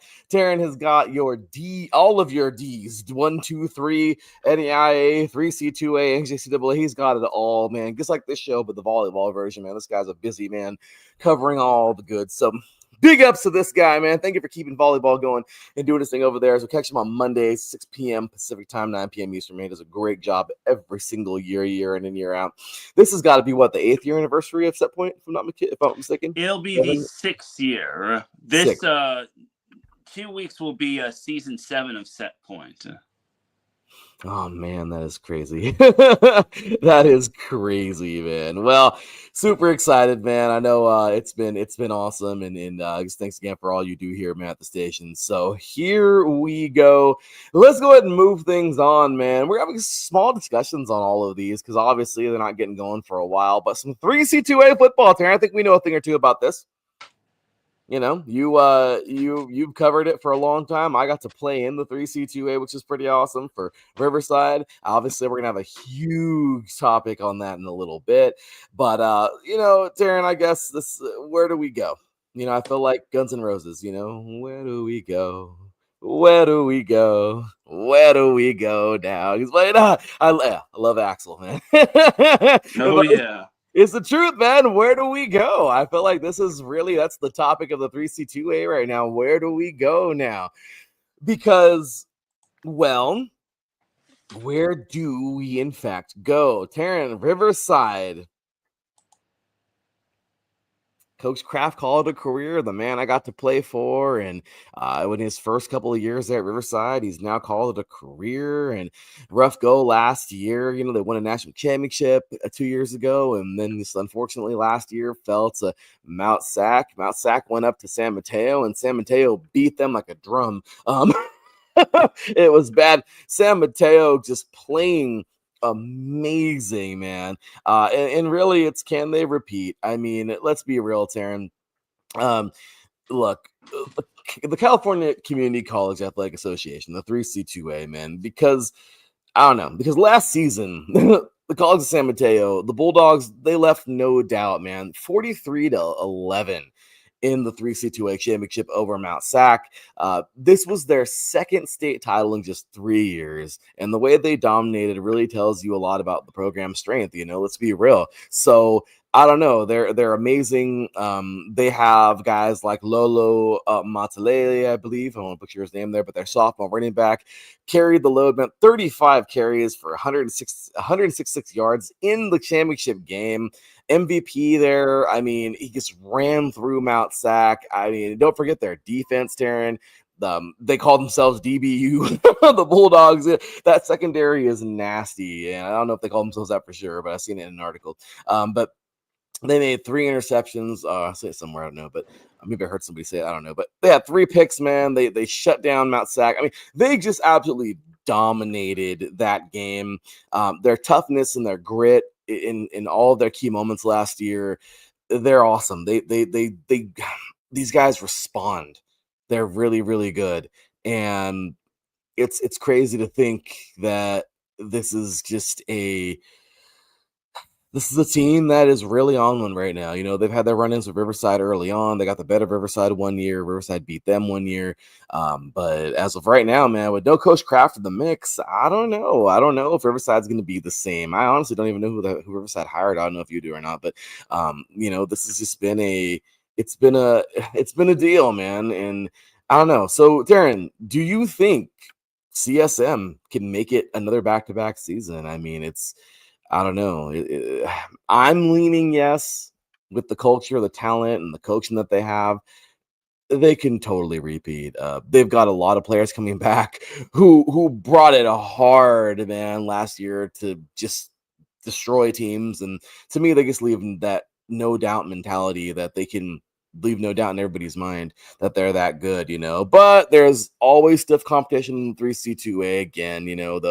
They'll still have to stay hungry and fight, but I don't know, Terrence. So again, those are just my couple of tidbits there. But 3C2A action, man. What are you thinking for a little season preview? Do you think they got it again? Who are you looking at? What do you think? So to answer your question when it comes to who RCC hired as their head coach, they didn't have to look far. Their head coach is Kevin Kraft, who I imagine is they hired Kevin of the previous coach Kraft. So yeah, he's the 19th head coach in RCC program history, which I think is pretty awesome if you ask me. So he was actually his coaching career began as the Tigers quarterback coach, which was pretty awesome. So, and he coached Dalton Livingston, who eventually broke all the records for RCC and was the regional state player of the year award. That was my quarterback. And he was also the offensive coordinator last year. So I think RCC is in good hands and whatnot. But to answer your question about San Mateo, I definitely think it's possible that they can repeat as champions. I'm sure Mount Sac is going to be quite good this year. I'm sure RCC will be back. They actually have quite the challenging schedule. They've got Long Beach City as their season opener. They're at Golden West. They play at College of the Canyons. Saddleback, I think, should be better than they were last year. San Diego Mesa is going to be a challenge and whatnot. So, and it's like, I think their like conference always seems to like shuffle around depending on who does good and who doesn't do good. Oh, and I also should mention that RCC is scrimmaging against OCC next Saturday at OCC at 10 a.m. So could I talk? Do I really want to go to that? I mean, he's everywhere. Just saying. We'll see. We'll see if my schedule permits it, but I wouldn't mind going to it. Well, I'll tell you, Teran. Look, they're special. They're special. RCC is special. I like them a lot. I love them a lot. I like I said, I got to play there. It was awesome. But I will tell you this, man. I'm really excited for this season because San Mateo is a special team too. I mean, these guys played so well last year, and as much as I want to say that Riverside's going to come out of nowhere. Again, congratulations to Kevin. Yes, his boy. It's super cool, man. I'm super excited for him. As much as I want to see Riverside, do it in his first year and everything. I mean, I gotta be realistic. Of course, can they? Everybody can right now, Teran. Everyone's 0-0. But when it comes down to it, man, it's a lot. It's not a it's a tall order. And San Mateo, they look good. They look very good right now. So again, I think they can do it again. Mount Sac, they're going to be a strong team, but I don't know, dude. It's just hard for me right now to say anybody else. But San Mateo, they look good. But it's gonna be a lot of fun watching this year. And OCC RCC, oh my gosh, that'll be a lot of fun. Any of the schools you're looking at, Teran, I'm looking at obviously a team that's not too far from me. The team that when I played at RCC many moons ago, they weren't even in like the competitive the competitive playoff league. They Mount San Jacinto, but Mount Sac, Mount Sac is the one in LA. I know, sorry. But Mount San Jack, as I like to call them, Mount San Jacinto, I think they're coming. I'd like to see them make some waves. I think they're on their way. You got obviously the Rustlers of Golden West over there, still looking good. Still looking like a top team there. Fullerton kind of fell off a little bit, but will they be recharging, and getting themselves going up north? I mean, obviously San Mateo is playing great football. We got Butte that's still in the conversation up there. Fresno City played very well last year. So, I mean, Teran, I don't know. Who do you really like? I mean, do you think somebody can steal that away from San Mateo, or do you think, no, this probably be another year for these guys? I think someone could steal it away. I think a team that you mentioned is Golden West, and you got to remember that Golden West unfortunately missed out on the postseason just because of like certain numbers and algorithms, even though they beat Mount San Antonio in the last week of the regular season. So I'm sure Golden West is going to be motivated when they play this season, just because they don't ever want to have a scenario where they fall just short of making the playoffs like that ever again. So I think that's a team to watch out for. I'm interested to see what Saddleback could do, just because they always have. I think they're under a new. They have a new regime and whatnot, but who else? Mesa again. San Diego Mesa. I think it's going to be a strong opponent or a strong team. You mentioned it already. Mount San Jacinto. That's going to be a good team right there. So I think there's going to be a lot of contenders from the Southern California region. I think San Mateo will vie again in the NorCal region. So we'll have to wait and see. We will, Teran. So I'm excited for that, man. Like I said, we don't got the first kickoff game. All right. And we are talking way down the line here. These guys don't kick off their season until the 29th. And I think that's in a few Fridays from now. So the first game, actually, we've got a couple games that night, but the first game to kick off is going to be Reedley versus Butte. We just talked about Butte and Reedley, of course, the Tigers, the Tigers, a good football team there. So we'll have some to kick off there. Obviously, excited for that. Riverside will be taking on Long Beach, as you said. So that'll be on the 30th, man. So again, just looking ready for some 3C2A football, man. And let's see what can happen this year. So moving on to the NJCAA. First things first, I just got to say, Darren, will DuPage pull off the 5-peat? Come on, dude. They've done it. They've played will they be the first team ever in the history of ever to ever pull off a 5-peat in anything at this kind of level? I mean, dude, they did it last year. They've been doing it. They've been playing real good. They just look really good. Do you think this will be the first time a 5-peat is ever done this year? God, that would be quite something if it did. I really think it is definitely possible that they can. I think it would. I think for their sake and for history's sake, I think it would be awesome if they did, and I think it's definitely doable. But at the same time, it's like for everyone else, they want to see like a new champion. But that's why you got to get good and whatnot. So, and I don't know if you knew this, but Darius Slay was a NJCAA athlete, which I think is pretty awesome. Big play Slay. So Yeah, he played at Itawamba Community College. And he Itawamba. was named first team Mississippi Association of Community and Junior Colleges. So that's just a little bit of a fun fact for you about Darius Slay. Yeah. That's awesome, man. You know, you gotta love it, right? You gotta love these players got to come from somewhere, you know, and this is why we love talking about these lower levels, man, because guess what? These guys come from these teams. They come from these high schools. They come from these junior colleges. So I'm really excited for this. I think it's going to be a great season. But yeah, well, that's Division 3. Okay, of NJCAA. I guess I should have. You know, it's okay. No, I messed up. No, it's not Division 3. It's Division 3 of the NJCAA. I know, really weird. I know every year we always have this little snag here, Teran. It's weird, but obviously they don't have D2 in JCAA, but weird. But I will say this though, getting into Division 1. Well, actually, let me just go ahead and just kind of wrap these guys up really fast because yeah, man, the College of DuPage, the Chaparrals, man, they've cemented their legacy in junior college football at the D3 level, and they look good. I mean, they look amazing. I mean, they played so well. They defeated Lewisburg last year, 31-14, and at the Red Grange Bowl at their home stadium. And quarterback Justin Bland actually led the charge. Man, he threw a touchdown pass to Clayton Boone, to end, basically wanted to end, but to add to rushing to his touchdown totals for that day.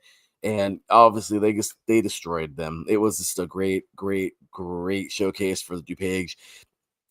They just look good. I mean, this team joins the elite group of programs with 4 straight national titles alongside North Dakota. Obviously, we've seen them do it in 11 through 15 in FCS. Augustana actually did this in the 80s, 1983 to 1986. And then Carroll College from Montana actually did this too in 2002 to 2005. So pretty cool there. Head coach Matthew Rand, I believe, earned his 3rd NJCAA Coach of the Year, which is awesome. And I mean, 11-1 record there. I mean, they just look so good, man. Their sole loss was to a Division 1 team. I think we all know very well, Teran, Iowa Central, and that's pretty cool because these guys, a Division 1 powerhouse, they only lost by 5 points, 35-30. Teran, if you're losing only 5, if you're putting up 30 points on a team that's way bigger and better, you know what I mean, like in a higher division, that's already something enough. But that's something you got to look at, right? But if you put up 30 points and you only lost by 5, that's even crazier. So, yeah. So I don't know, man. The team just goes after local talent, really, in the Napier area, like high schools, from what I understand. And they got some great guys there, man. Ethan Quay. We have Aaron Rice, punter. Couple guys there, man. Kicker Jacob Mason. So they got some great stuff there going on, and just, you know, hats off to that team. But okay, will they do it? We'll find out. But moving on to Division 1 now in the NJCAA. All right, Teran. Well, we knew it last year, man. Hutchinson, the team that looked amazing. Look, man, Hutch last year played so well, and we knew it. And honestly, Teran, I don't know, we could see again another Hutchinson and Iowa Western. This is becoming a soap opera, and I love it, man. They're my favorite kind, because these guys are going to go head to head. I love it. There's lots here when it comes to these two going head to head for at least the last 7 years-ish around there. These two have been in each other's football lives, and it's been nasty, you know, and I really enjoy watching this good football. But yeah, man, I really just feel that right now Hutchinson is just in such a prime position. I mean, they look good, they played good, they got a lot going on. They really do, and it's exciting to see how well prepared they are every single year. And I do believe that Hutchinson has a very good chance of doing it again, except for this one. I'm not going to say that it's in the bag, because again, the Reavers of Iowa Western are no laughing matter. These guys are no joke. They're one hell of a team, and they will be back. They will be back this year. And Hutchinson, I mean, just a good football team, man. they played well. I mean, they look good. But last year, I mean, it's 28 to 31. They got it done in Canyon, Texas, man, to winning that championship. A couple years ago, Iowa Western beat them like 20. It was weird, like 31-0 or something. This time wasn't that. And Coach Drew Dallas said it best. His team had incredible heart, overcoming a tough season to finally claim their first national championship since 2009. I mean, that kind of resilience makes them a real threat to defend this crown, man. These guys, the Blue Dragons, got a hold of it, and they're not going to let it go. So it's that kind of competitive fire and rival momentum that can carry a back-to-back champion. I mean, I really do believe that. So I'm leaning towards Hutchinson coming back strong, but don't count out Iowa Western. They got history and talent, and like I said, they're going to make it a big battle. So, Teran, with that said, man, I know I kind of went on there. Sorry about that one. This is a fun one. What do you think? Will Hutch do it again, or do you think the Reavers will come back and smack them and take a title away from them? What do you think? I think it's going to probably boil down between those two teams. I mean, the most interesting thing is who will be the third and fourth best team regarding that. But I think Hutchinson can do it again. I definitely think they have that potential and whatnot. So, but it's still a time will tell process. It is. It is, and I'm excited for it, man. I love both of these teams. I think they're both very strong. It's awesome to see it. But all right, Teran. Well, I don't know. Do you want to have some fun here and pick one apiece this year and see who does it, or do you think we're both on the same side? What do you think? I think we could be we might be on the same side, but we shall see. Yeah, I low key think the Reavers might pull it out. I don't know why, but I don't know. I just man. Iowa Western is not they're not an easy customer. But I don't know. But regardless, let's see what happens. Let's see how these teams play up this year. Obviously, we got plenty of them coming on up. All right, so moving on next. I still wonder if Georgia military will be able to keep up with the Iowa Western or Hutchinson. And again, the third and fourth best team last year was Northwest Mississippi and Georgia military, and they didn't even come close to beating Iowa Western and Hutchinson in their respective semifinals. So we'll have to wait and see. No, it's true. It's true. Georgia Western. I'm in Division II now. Georgia military, obviously one of the better schools, but it's true. Neither team was near even the Mississippi team. I mean, when it comes down to it, man, both these teams are the cream of the crop right now in the NJCAA. And we'll see what's done. So moving on, Teran, to Division 3. Division 3, if you will. Gotta love some Division 3, man. And you know who else loves Division 3 right now? Nobody else but those North Central Cardinals. Dude, this team looks so unreal. Like, the talent is so unreal with this team. Win the Stag Bowl last year again, just making it look easy. I mean, I know it wasn't easy, but these guys look so dang good last year. And you know what? Congratulations to them. North Central just wrapped it up, man. They did their thing. A 15-0 season again. This is their third Division 3 national championship in 5 years, and this was no easy stroll in the park, honestly, but they did it. They beat powerhouse Mount Union 41-25 in the Stag Bowl in Houston earlier this year in the very beginning of January, and obviously they just look good, man. Luke Lennon, their quarterback, star of the show, 18 completions for 298 yards, 4 passing touchdowns. I mean, he had another one rushing. He finished his career with some crazy records, man, but now they're going to be without him. He has the most touchdown passes in Division 3 history, tying the all division record with 162. So, in the best passing efficiency ever. So it's crazy, man. I don't know. It's crazy because obviously they're going to be without Lennon this year, and don't know where he's at and where he's going. But but the defense held Mount Union to just 1 for 4 red zone attempts, which is crazy. I mean, this is Mount Union we're talking about, guys. This is how good North Central is.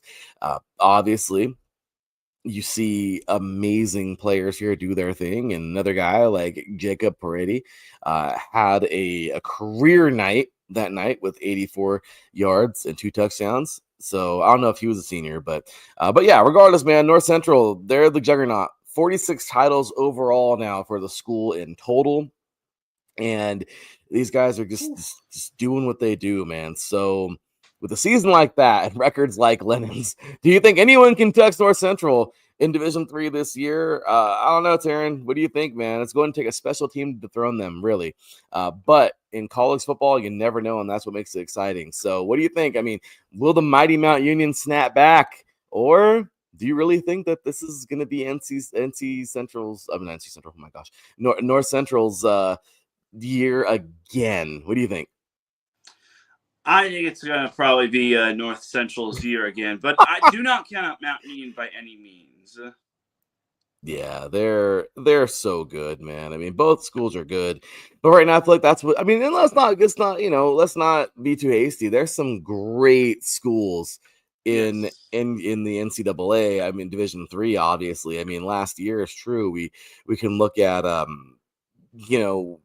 schools that came so close, and it's awesome to think how good these teams get, man, because you're playing, is it getting better or worse sometimes, because you play all these dang games and it just goes and goes and goes. The season wears on your body.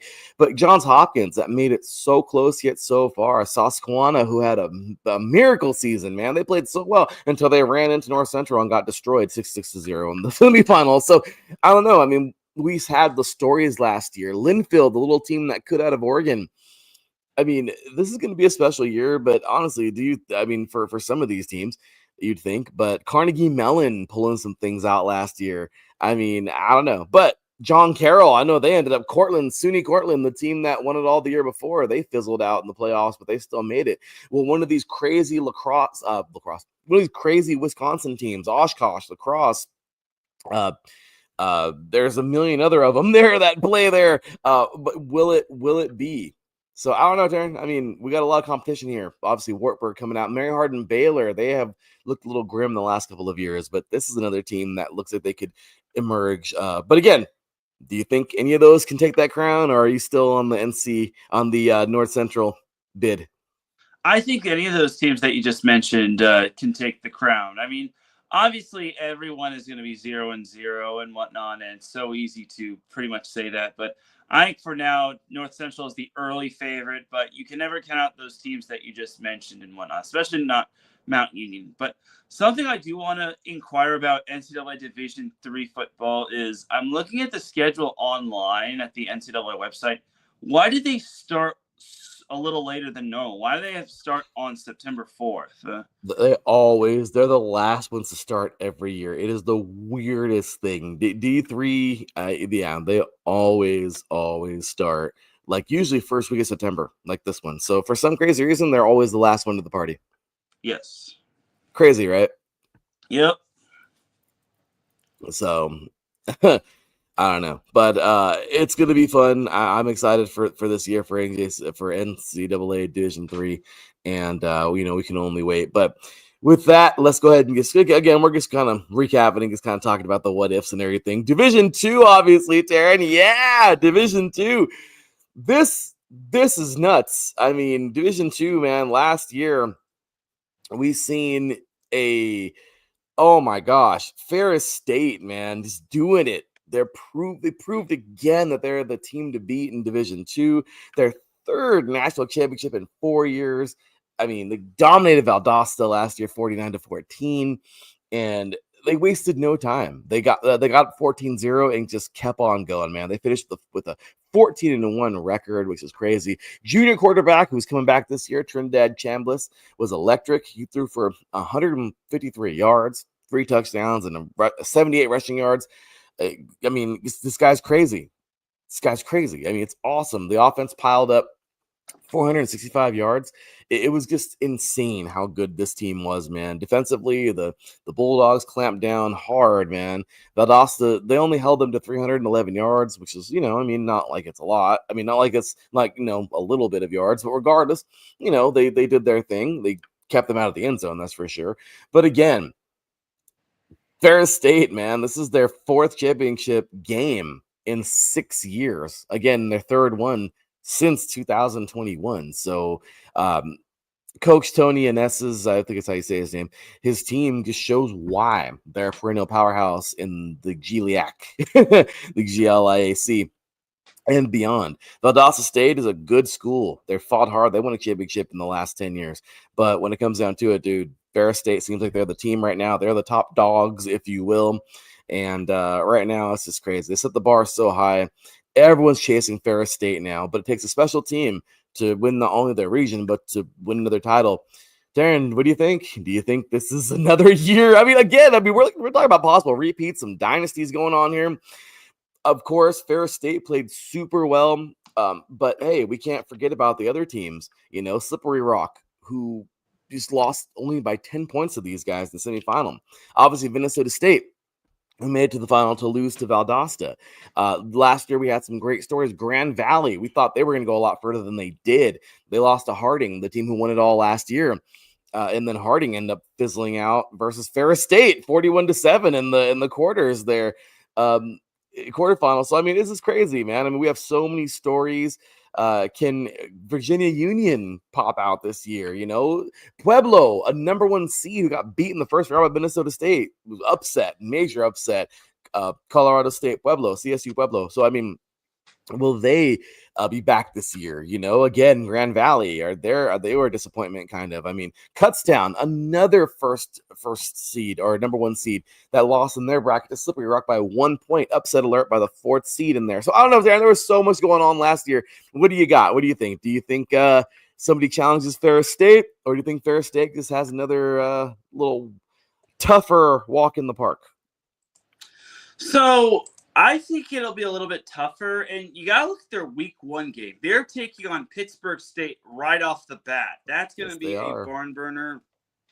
I think it's going to challenge them early on. It's going to make us all see the type of team that Ferris State is. But honestly, I definitely think that I think they definitely have a shot at repeating, but the competition is going to be a lot more fiercer. I think now that they've kind of built this little mini dynasty, I think they're putting themselves a target on their backs and whatnot. But I think they're just going to embrace the challenge and whatnot. They look good. They look good, and they look real good. So, again, I don't think that Ferris State is I don't know. I don't think anybody is really going to challenge them too much. Valdosta obviously couldn't last year. We'll see what happens. But as of right now, man, let's see. Let's see the stories that emerge. Let's see what happens. But as of right now, I think they might just do it again. But you never know. And then, of course, we got to get into what is comparable to Division II, of course, the NAIA. So, Teran, last year we saw some fun stories in the NAIA, didn't we? Obviously, a crazy one here. Kaiser, team that won their first one ever a couple years back, then being denied. I mean, here they go again, man. They took on Grandview out of Iowa. Grandview, Iowa, man, a school that has been so close so many times. They finally got it done. Big congratulations to the Grandview Vikings, of course, claiming their 2nd NAIA championship with a convincing 35-7 win over the top-ranked team in the country, Kaiser University out of Florida. It's crazy, man. Grandview jumped out early, 21-0, and these guys never looked back. Senior quarterback, wish him all the best in his future. Jackson Waring, man, was unstoppable, throwing 4 touchdowns and rushing for over 200 yards on the ground. And it's awesome, man. Waring was a true dual threat, finishing 11 of 18, passing for 132 and rushing for 203 yards. They're going to miss him, man. On 21 carries, the Vikings spread the ball around with 8 different receivers catching passes, led by Aisa Toki, I believe. 3 catches and 3 touchdowns. So it's crazy, man. Kaiser's quarterback, though, Shea Spencer, I don't know what year he was. I don't know if he's returning or not, but he put up 277 yards of his own through the air, with 7 receivers catching passes, so including Mauricio Porcha with 102 yards and a score. So it wasn't enough to stop Grandview, obviously, but I don't know, man. That loss ended Kaiser's nation-leading 23-game winning streak and snapped their undefeated run against NAIA teams since 2022, which is crazy. And Grandview, of course, finishes the season atop with a 13-1 record and celebrates their first national championship since 2013. It's really cool because the head coach's dad obviously was the head coach of Grandview when they won it in 2013. And now his son gets to do the same thing 11 years later, or he did. So I don't know, man. I mean, again, NAIA football, man, you never know. I really had the Seahawks winning it. This one, I didn't know if Grandview was going to do it. I think you actually picked the Vikings last year, Teran, but these guys look good. I don't know. What do you think here? Do you think we're going to see? I mean, there's some big time at the Morningside. We've seen these guys come in and just do their thing. We have seen, obviously, some big schools. Marion, are they going to be back in the mix this year? So I don't know. I mean, we got so many teams to look at this year, and I'm really excited for that. Reinhardt didn't have the best season last year, but how will they look going into this season? There's just a lot of question marks and things. College of Ohio, obviously we've seen Benedictine. I know they're going to get underway versus Morningside. Actually, Benedictine of Kansas is going to be taking on Morningside, Iowa on the 30th, which is going to be a really good game coming up here. But again, what do you think? Do you think this is going to be the Iowa show here? We got some Iowa teams going on here. What do you think? Do you think Grandview's do you think they could pull the repeat? If anything, I don't know. This is the one where I'm uncertain about the repeat because there's so many good teams in the NAIA. Yeah, I think I'm uncertain about this too, just because I think there's a lot of talent here, not just with Morningside and Benedict, but you'll also look at that schedule, the August 30th. You got Kaiser and Indiana Wesleyan facing one another, and I think that could be a little bit of a good matchup and whatnot. So I'm uncertain if Grandview can pull off the repeat again. I think there's just a lot of competition. So for now, I'm going to say no for the time being, but you never want to doubt the true heart of a champion. No, it's true, man. So we'll see. This is exciting stuff here, but there you go. All right. Then, of course, into the FCS, Terry. Like I said, we're just kind of running along with these here, but into the FCS. All right. Well, North Dakota State. I mean, this is getting old. Can we please just play freaking single A D1 football, please? But North Dakota State, of course, they got it done. They're back on top of the FCS mountain, man. The Bison held off Montana State 35-32, of course. This is their 10th national championship since 2011. It's insane. They came out strong. They went up 21-3 by the half, and they just never looked back. It's frustrating, man. It's just crazy to think. They played so well all year. Just make the jump already. It's frustrating, man. But Montana State's Walter Payton Award winning quarterback Tommy Mellett. He did his thing. He pulled the Bobcats within 3 by the end of the third quarter. But some big explosive plays. Unfortunately, it just wasn't enough, though, man. It's crazy to think how good this team is. Quarterback Cam Miller was nearly flawless, completing 19 of 22 passes for 200 yards and 2 touchdowns, man. His second FCS title, both times beating Montana State. So they look good, man. The defense came up big, holding Montana State to 100 yards, up under their rushing average limit, which is crazy, and limiting them to 199 yards on the ground. So they're a great school. But again, Teran, I don't know. Do you think they do it again? Do you think the Jacks, South Dakota State, can stop them this year? And when are they finally just going to freaking jump? Because it is getting very annoying talking about them every single year win a damn championship. What do you think?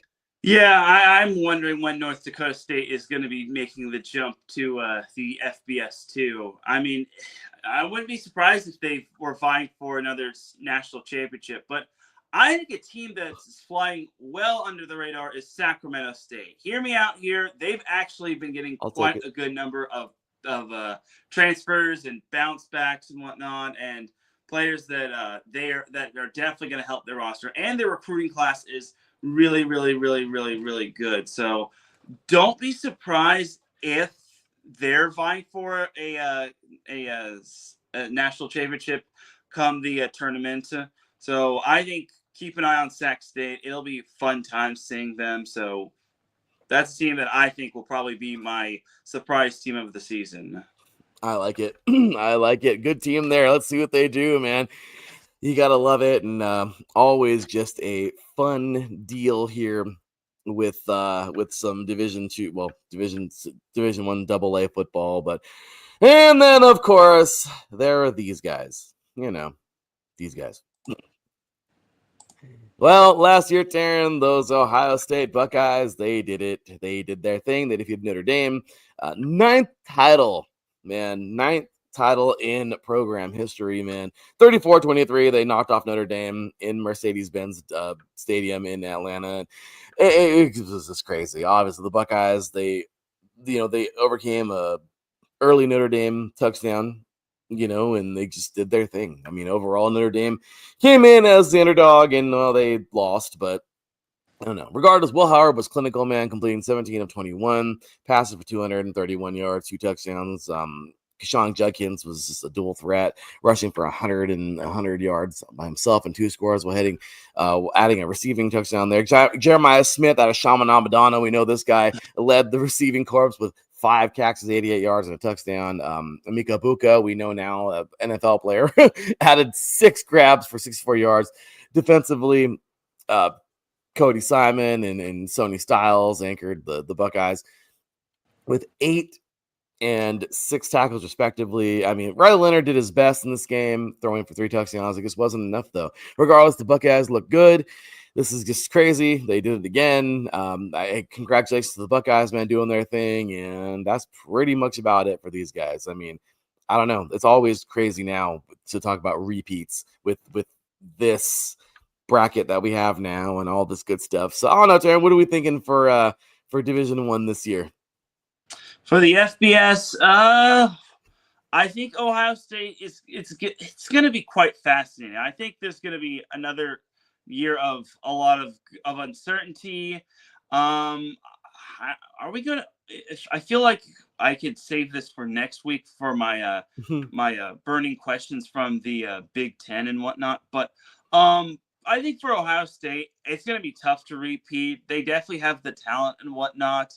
But again, they play in the tough Big Ten conference, and there's going to be a lot of stiff competition next year or this upcoming year. And Texas is going to be reloaded with talent and whatnot, even though they lost some of it to the NFL draft.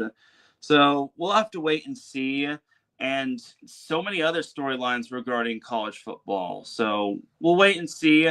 But I'm not too confident for Ohio State. I think we all got to remember that because of the expanded college football playoff, they were able to make their way into the college football playoff and eventually win their way. So I think for Ohio State, it's going to be a lot tougher to repeat, especially since most of its guys have moved on and whatnot. But we'll see. It's true. I mean, I don't know, man.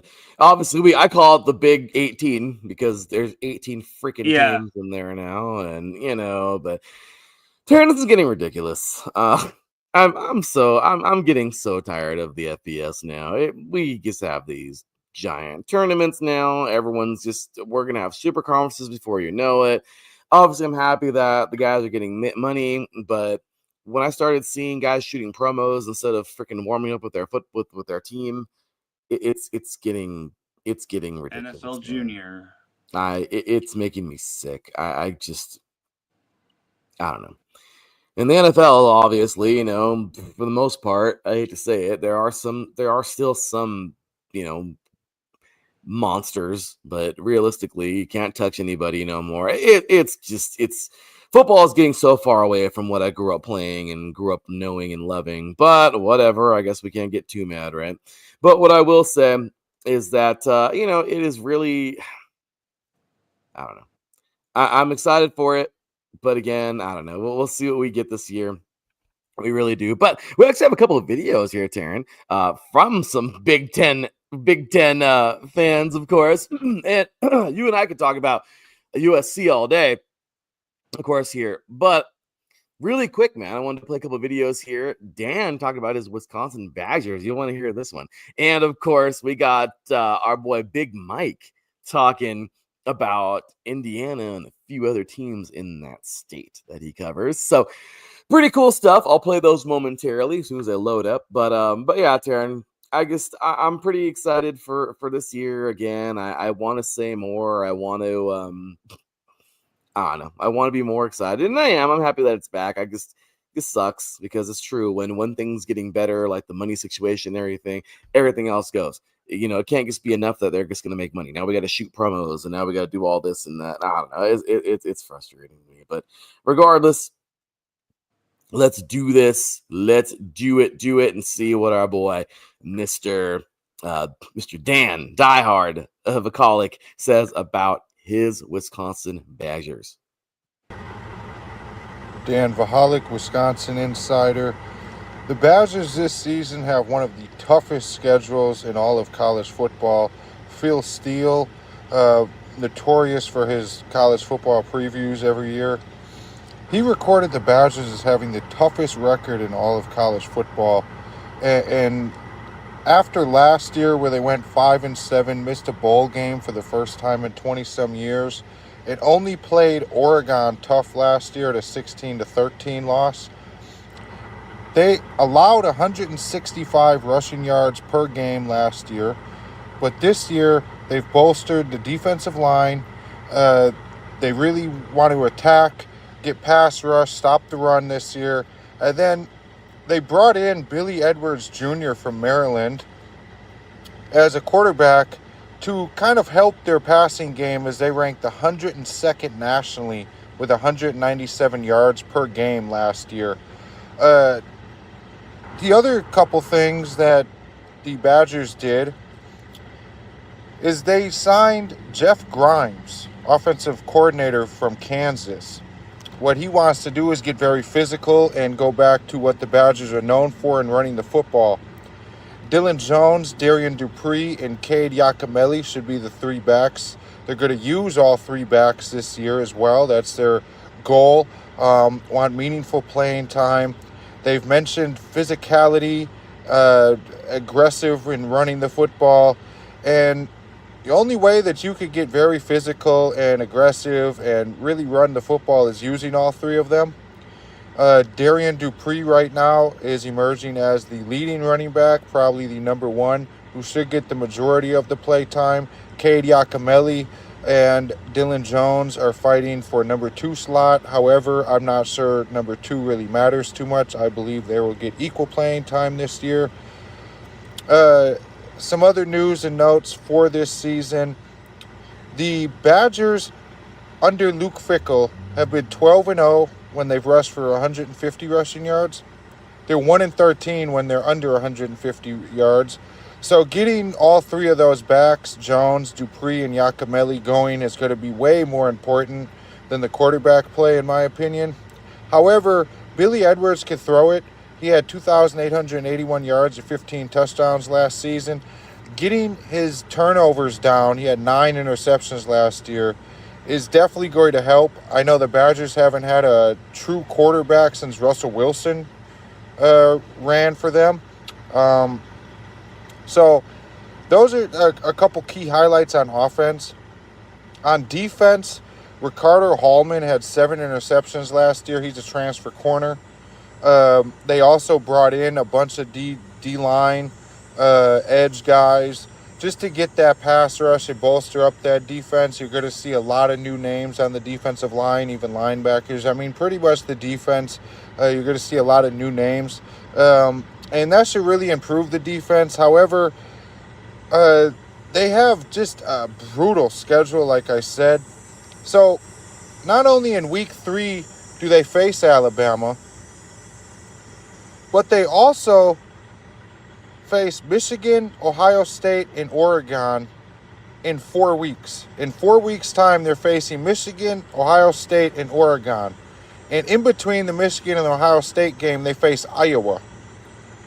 Now, to make matters worse, week 3, after a Miami, Ohio game and a Middle Tennessee game, they face Alabama in Alabama. Week 4 for them, their 4th game, starts Big Ten play against Maryland. I think they could beat Maryland. Then they play Michigan. Then they play Iowa. Then Ohio State at home. Iowa at home as well. Ohio State. And then they're at Oregon. So right there, the beginning of their Big Ten schedule, beginning of their schedule, just period, outside of the two kind of, cakier games, it is going to be just brutal for the Badgers. And I really don't think they're beating any of those teams, which are going to bring the majority of their losses. In my prediction, I think I'll give the prediction now of a 7-5 record with a bowl appearance. Miami, Ohio, Middle Tennessee, those are easy W's.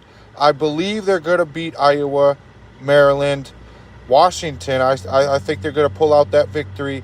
Illinois, and they're going to take home the axe and beat Minnesota this year. However, the other loss, including those big four, is I believe they're going to lose to Indiana as well this year. Another guy I wanted to mention, I forgot to mention, Vinny Anthony II.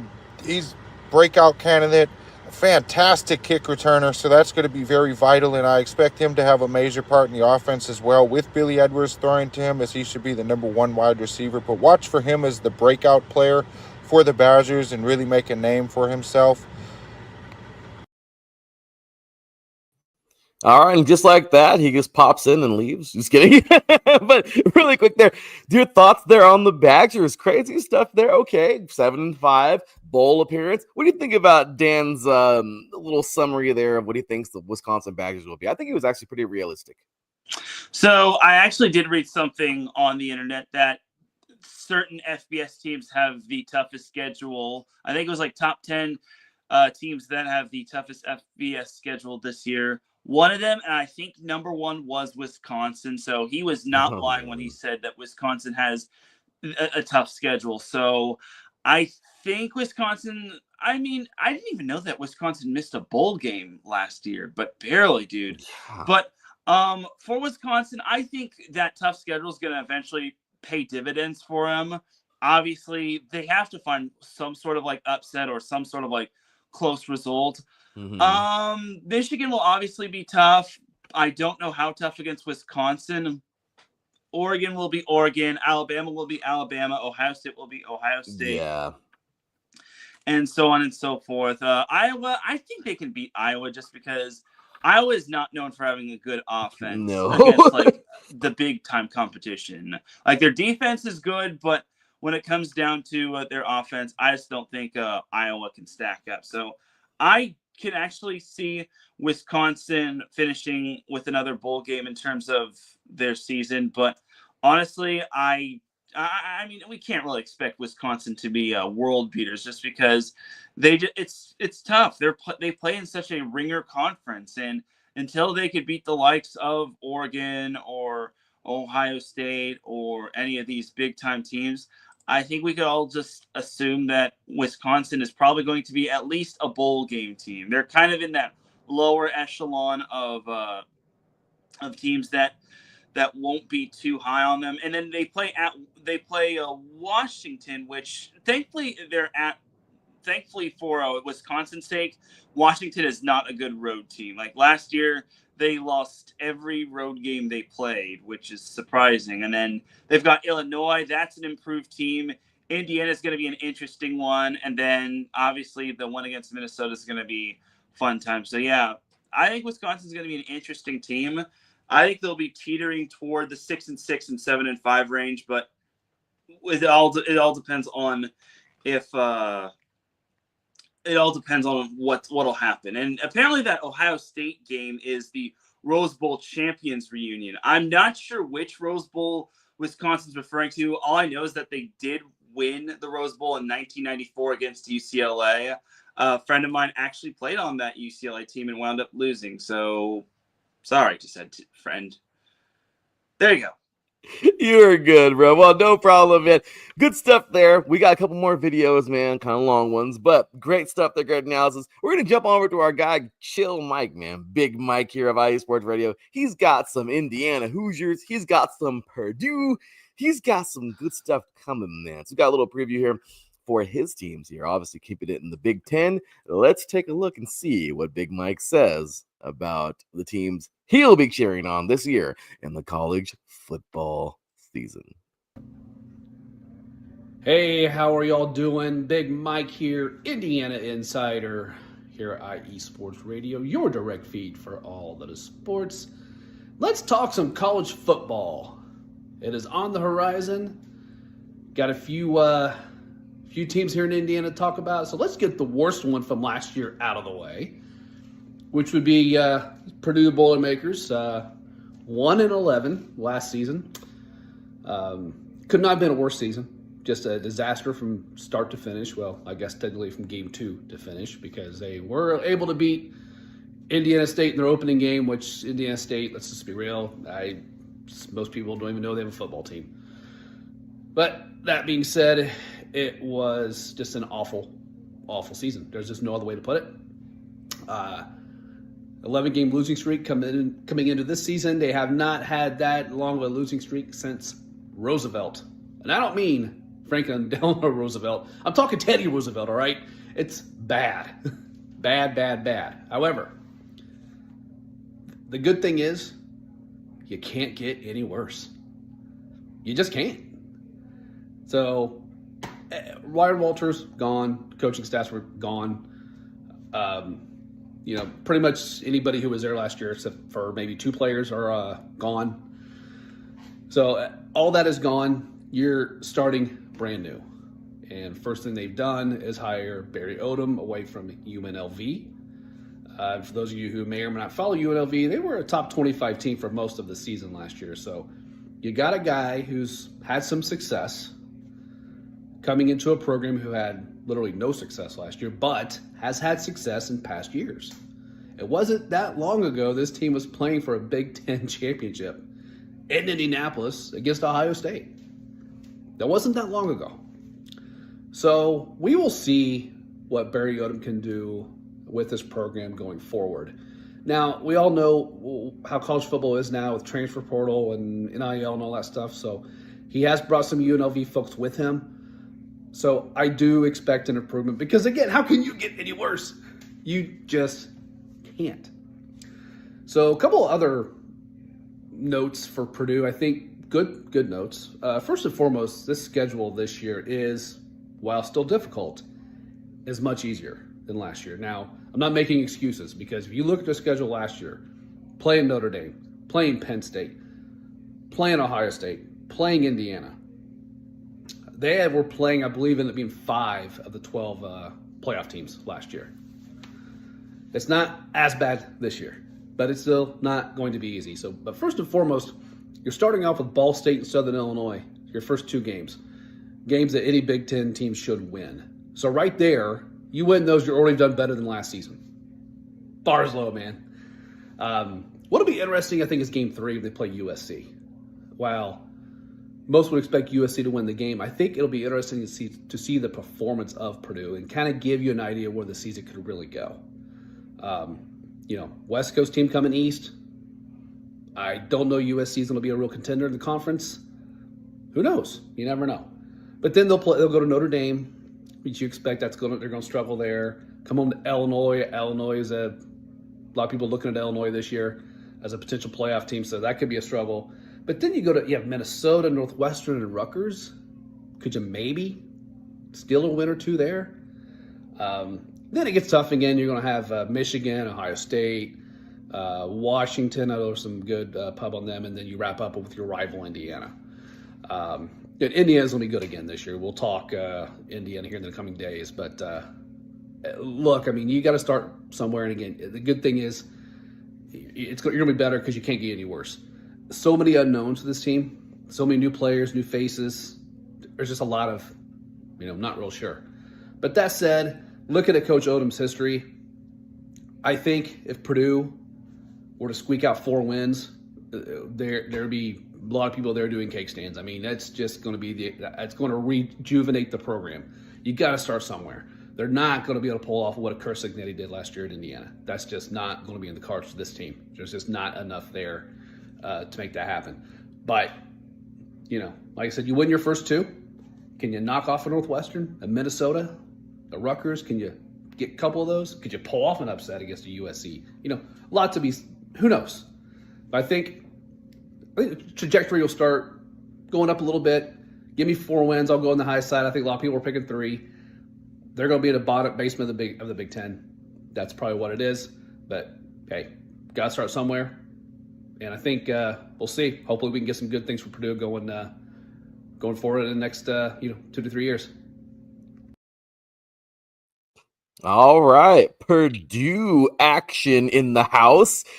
Teran, that was okay. Number one, I feel insulted because he said USC isn't if they're going to be a contender, which he actually is pretty accurate in my opinion. I don't know why I thought he said Hoosiers in there somewhere, but guess not. Regardless, Purdue.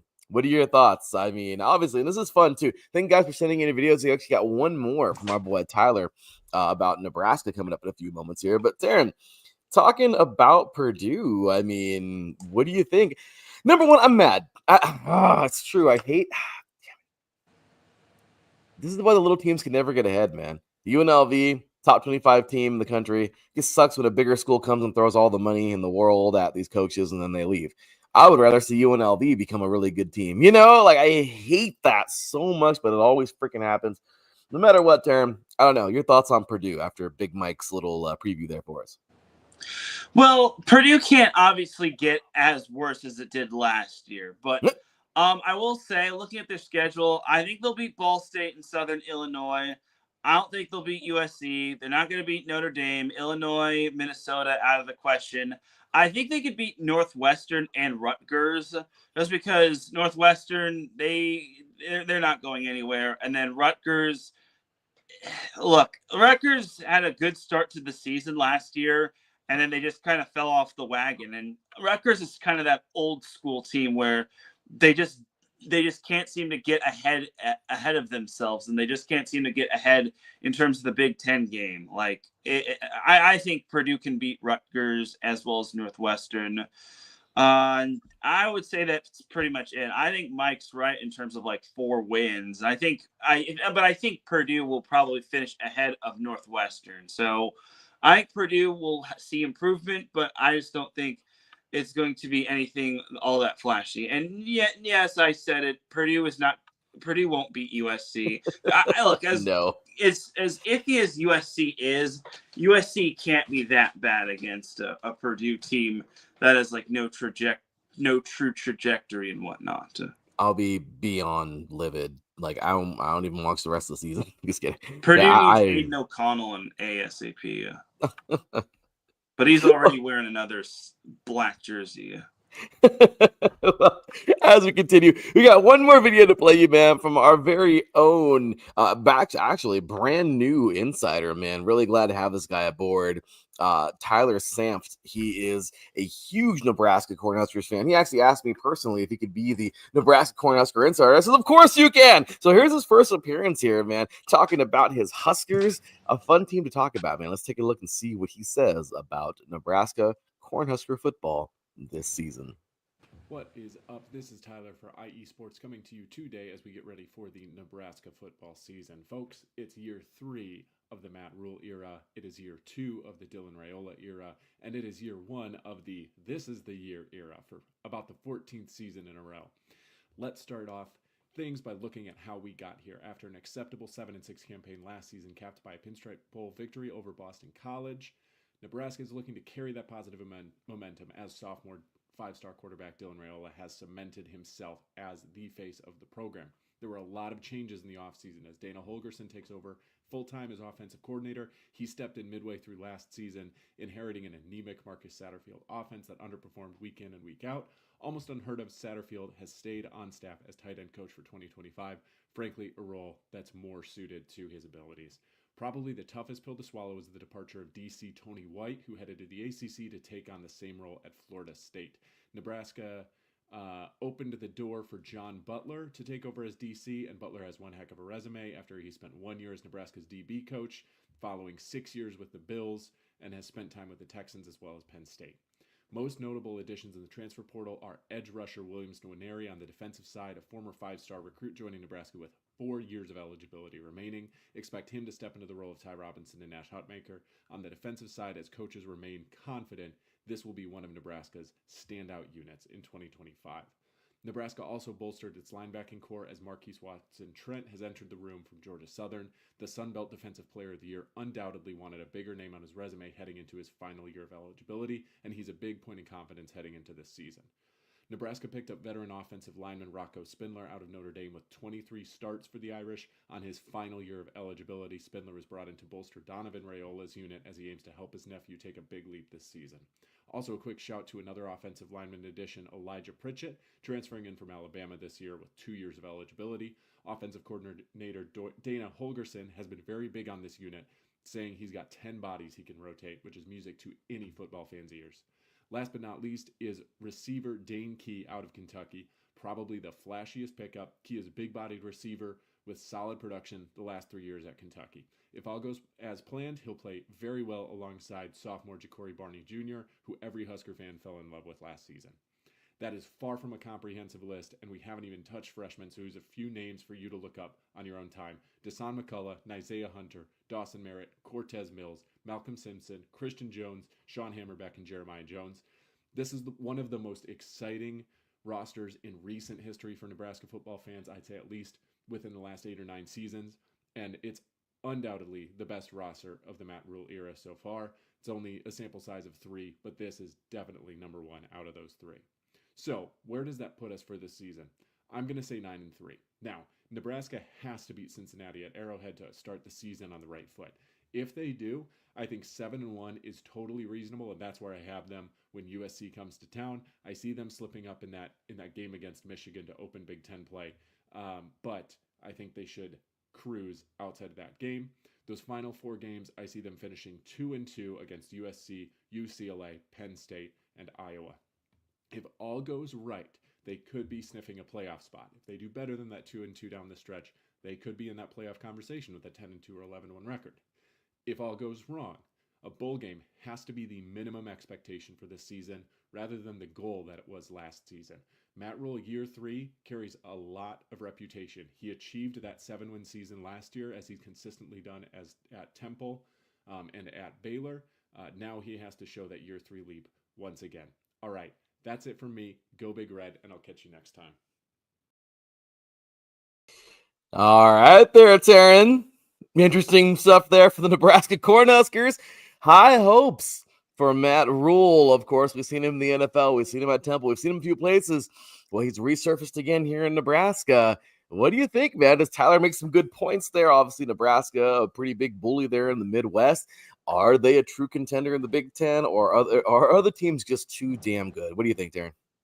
So I was wondering why Nebraska had so much hype for this year, but I forgot Dylan Raiola was a thing, and he does return. And he was solid last year in terms of Nebraska. Keep in mind, he was a freshman last year, and some notable things about Dylan Raiola is he led some sort of statistic in terms of Raiola led the FBS freshman and was ranked 13th nationally in completion percentage last year. And he led all true freshmen and was ranked 3rd among all freshmen in passing yards. So, and it was actually a semifinals for the Sean Alexander Award. So that's amazing right there. So that's big stuff right there. And also it's eerily, when I look at him and his number, it eerily looks like he's Patrick Mahomes. I'm sorry, but he wears number 15. He kind of has that curly hair and whatnot, but I digress in that regard. But I think Dylan Raiola is in for a big year, and same with Nebraska. I was wondering who their quarterback was going to be. I thought it was going to be TJ Lateef, but then it's like, oh, wait, I forgot Dylan Raiola was a thing. Now, that's just the offense. The big thing about Nebraska is that they win in the trenches. If they dominate you in the trenches, your team is not winning. That's my big thing for Nebraska. You got to dominate in the trenches because Nebraska has some big boys. And can I also just mention that Nebraska has such a mighty stadium.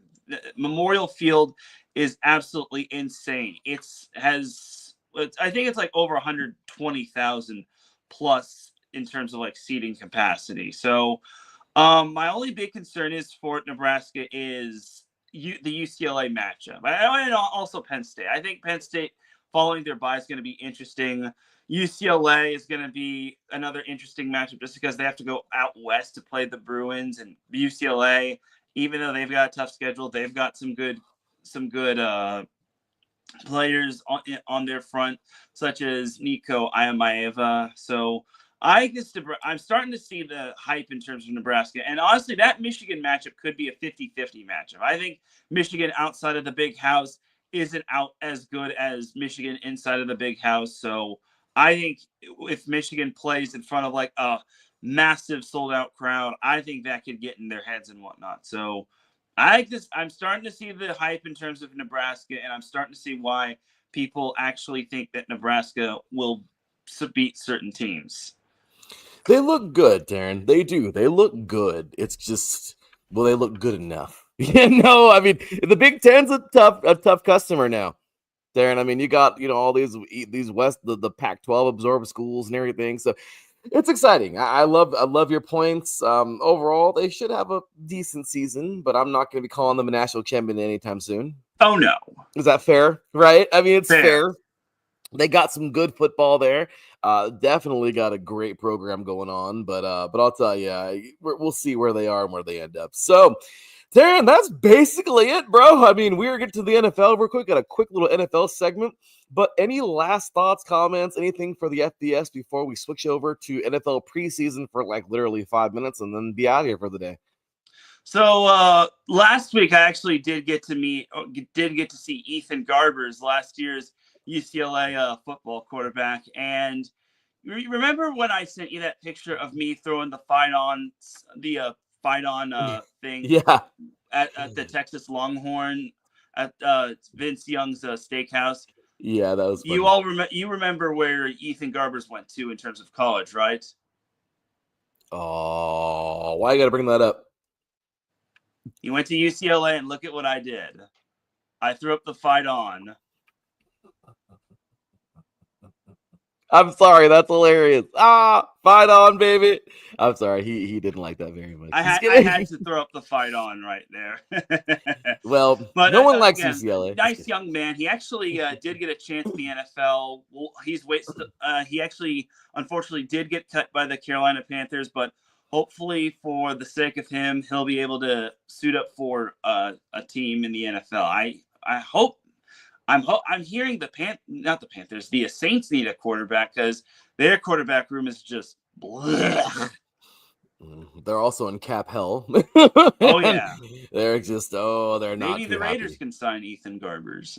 The Raiders can sign basically anyone who can help. I mean, we're like we need FEMA, okay? Like the Raiders need disaster help. Like, please, God, help us, please. Like, the Raiders need to go to church. Maybe that's the answer. Pray to Jesus, read the Bible, and maybe I'm just saying because I don't think there's anything else I could say of the Raiders, Teran. I mean, golly, I love my team, but the other night, Teran, I know the starters didn't play very much, but I'm just saying if anybody goes down from what I saw from our 2s and 3s.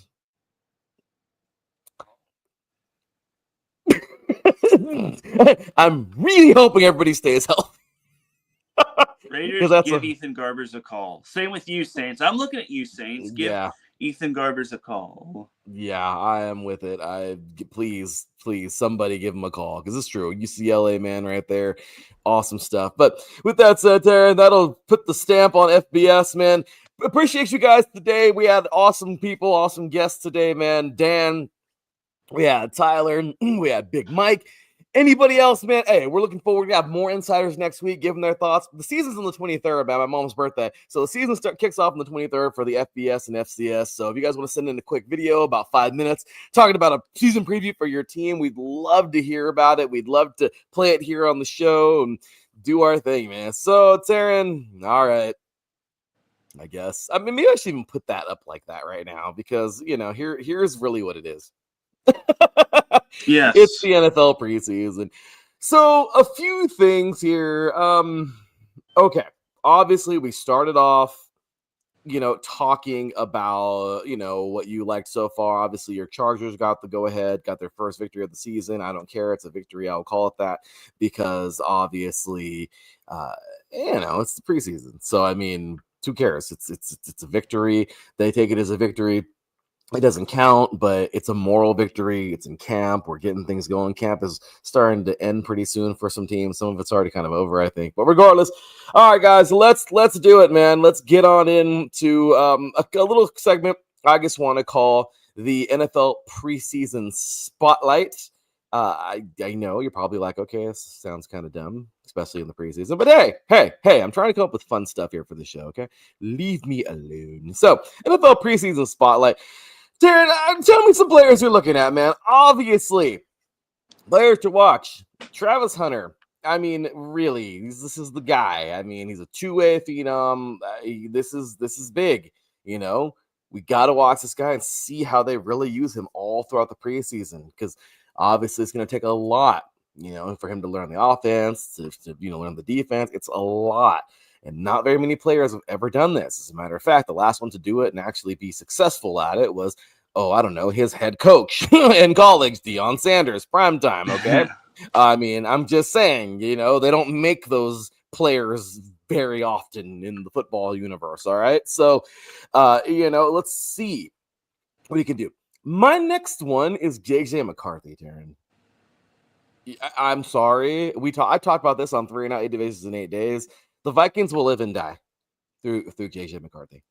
That's all there is to it. They will live and die. There's no way. There's no way that this team will be successful without him, because I just don't. Who they have back there? Sam Howell, I think, behind him. Yes. And there's no way that they're going to there's no way they're going to be successful without him. And if they do happen to go, or if he happens to be really good, they will be successful. But that's the thing. They need him in order to be competitive at all in any facet. But it depends on how good he is. Right, Teran? I mean, does that make sense to you? I mean, really, There's no Sam Darnold to bail them out again this year. No, Lightning will not strike twice in terms of the Vikings in that situation. No, it will not. So he's just not. Yeah, former first rounder. He was hurt. He missed his rookie year to injury. Why watch him? Because his performance really does determine if he regains momentum, and it really does determine the entire Viking season. I'm sorry, I'm going to put the entire season on these guys. That's just how it is. So, Shedeur Sanders, we've seen him play yesterday. He looked great for the Browns. But let's see again. Can he keep it up? Will he be that player that everyone goes, wow, you idiots didn't draft him to the 5th round, and the Browns finally have a winning season for the first time since ever. I mean, the Browns actually look like a football team for the first time since the Flintstones, were living in bedrock. So I'm just saying, let's see. But rookie quarterback who's stepped in due to injuries and threw 2 preseason touchdowns in his debut. And why it matters is a classic star in the making moment with major attention. Keep an eye on him. Another guy, Cam Ward. He was the top pick in 2025. Why he stands out? Well, his debut is highly anticipated as he takes center stage for the offense. And, the Titans suck. The Titans are as bad gets. I don't know what else to say. They are not that good. So again, I feel like, and this is kind of jacked up here, and I don't want to say this because I'm not saying this because I want to be mean to the Titans. But even if Cam Ward is really good, they need a lot more. This is not the Vikings. Improved. The Jags should be better. I'm not sure about the Colts. Yeah, they're weird right now. Injuries and all kinds of crazy crap. But I will tell you this, Teran. If only if, okay, somebody freaking falls off, I don't know. But the Titans aren't going to get any better. I mean, sorry, the Titans will get better with Cam Ward being good, but they need a lot more. They need a defense. They need everything else. So with him being good, that's a bright spot. But And then, of course, I got Deonte Banks here. A couple guys to name. Giants DB. Got some competition going on here. He's battling for a starting spot in the secondary. So preseason snaps can make or break his season. I think he's a solid young man, and I think he can play some ball. Nephi Sewell. For the Saints, he came off a 2024 injury, so now competing for a starting spot in training camp. And could he be a key defensive return for the sidelines. From the sidelines, we'll see. I do feel that the Saints are going to need everything they can get right now as well. Troy Horton, Seahawks wide receiver here. He's a rookie earning rave reviews, man. Dude is with it, but early reports said he looks like a first round talent. So let's see what he looks like. Cooper DeJean, out of obviously for the Eagles, he made a Super Bowl pick six, right, on his 22nd birthday, which was a standout rookie to watch, which is awesome, right? But his star continues rising. Preseason is his chance to really cement his role and show, I can do that all the time for you guys, you know? So put me in, coach, you know? And bonus nominees, I guess. Jackson Dart, Giants quarterback, dubbed the next Josh Allen a while back or whatever it was when they said that. I know that someone called him that before. Preseason debuts draw comparison hype for this guy. So let's see. Will we see a young emerging star here? And then Jackson Hawes, actually, Bills tight end. He looks good, man, in camp. He looks like he's kicking some tail there, making things happen. You've seen him making some good plays there. I've seen him on some social media, I think. And, you know, his work level is amazing. It makes him a name to watch as he fights for a roster spot. Obviously, they got Dalton Kincaid over there. But I don't know, man. But with that said, get some players for me to watch that I think you guys should take a look at too. Teran, I know you probably have your own list of guys or a couple guys you might want to get some comments on, but what do you think, man? Some NFL preseason spotlights for you to watch. How about Tateroa McMillan of the Carolina Panthers? He is super duper solid. The fact that he was a top 10 pick was even more incredible. And the fact that he's kind of in my neck of the woods is pretty solid as well. And then maybe Tyler Booker, or not Tyler Booker, Tyler Warren of the Colts. Even though the Colts have maybe the most stinkiest quarterback room in maybe the NFL, maybe second to like the Saints, he might be this year's Brock Bowers, and that's saying a lot. And also maybe Colston Loveland, keep an eye on him as well. And then maybe Abdul Carter, if he gets to play. Keandre Lambert-Smith, I mentioned him from the Chargers. He was solid in the Hall of Fame game for them, and I think he can pan out to something special. Even though he was a 5th-round pick, I think the Chargers found themselves a gem in terms of the diamond in the rough and whatnot. So trying to see who else is worth watching. Maybe Emeka Egbuka, because let's be honest, with the Tampa Bay Buccaneers room in terms of wide receivers, it's obviously full with Mike Evans, but Chris Godwin could miss some time. So Egbuka could be on the uptick in terms of like playing time for the Buccaneers. And they've already got a good quarterback in Baker Mayfield. So keep an eye out on him. And I like how you mentioned Jackson Dart. I think Jackson Dart can be something special. And maybe Jediah Barone from the Denver Broncos. As much as I don't want to see the Broncos succeed, I think this guy can be something special. And Denver's got one of the best defenses in the league. They've got a top 3 defense. I know I say that quite a bit, but this year the Broncos defense is stacked. So that, and who else? I mentioned Colston Loveland.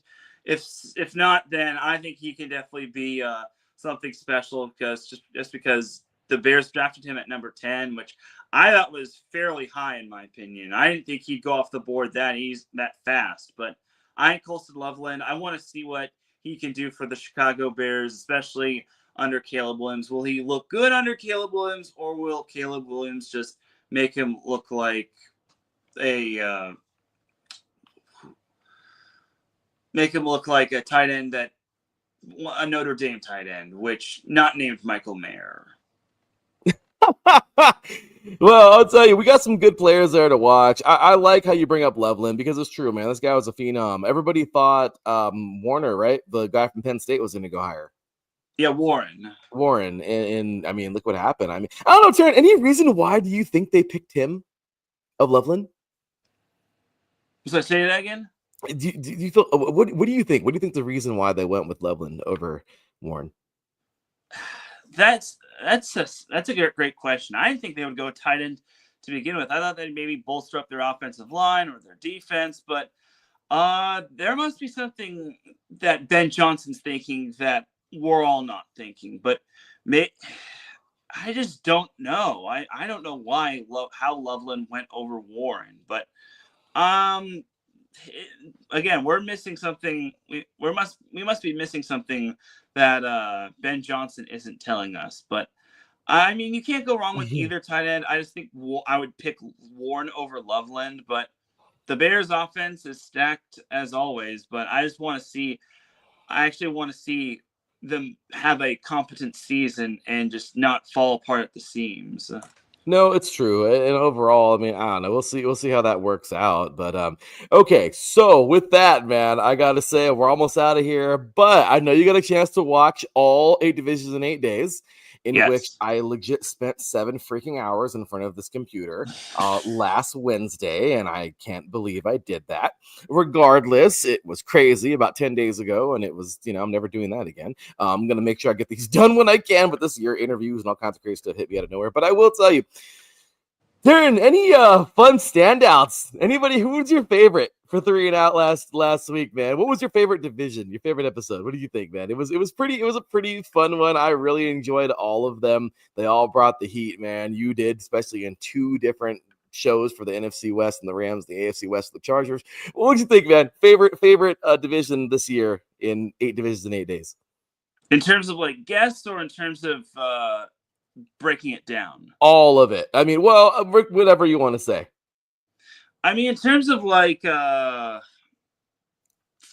entire league and in terms of like it being fun, probably the NFC North. I think the NFC North was a fun division to break down, as well as the AFC North and the AFC West, even though I'm biased. But in terms of like maybe the stick it to 'ems, I would probably say maybe the NFC East or the NFC West. Maybe I can't really say the AFC West because I was kind of the only one that kind of truly stuck it to them. I mean, the Broncos guy was pretty nice. I mean, even though he kind of had some choice words for my former quarterback, Phillip Rivers, but it's friendly banter and whatnot. So I think in terms of like favorite stick it to him, it'd probably be the NFC East or the NFC West. But I like them all. They were just absolutely amazing and fun to see that you break down and see the fans like get involved and us insiders get involved. It was fun, man. Thanks for watching. I know reason why I asked you because I know you were there for like all of them, man. Probably short breaks in between. So really appreciate you ever tuning in. That was a lot of fun. And yeah, we had a great 8 divisions in 8 days this year. Again, all 32 teams. Even myself, I weighed in on the Raiders. Surprisingly positive. I know you were even shocked. But hey, I'm trying to be positive right now with these guys, but we'll see. But yeah, man, I'm excited. So, moving forward into the season. But last thing is, screw it. We've been here for an even 2.5 hours, man. So it's been a fun little debut for us here. But overall, man, I'm so excited the show is back. We got so many great things to talk about when we're coming up this year, and it's just going to be a lot of fun. So the one thing I wanted to add, man, oh my gosh, I can't believe it. Lee Corso's last NFL game or ESPN game day, man, last one. What do you think, man? The coach I think he's in his 80s now, isn't he? I mean, Lee Corso, man, he's up there. What do you think, man? One more ride for the coach.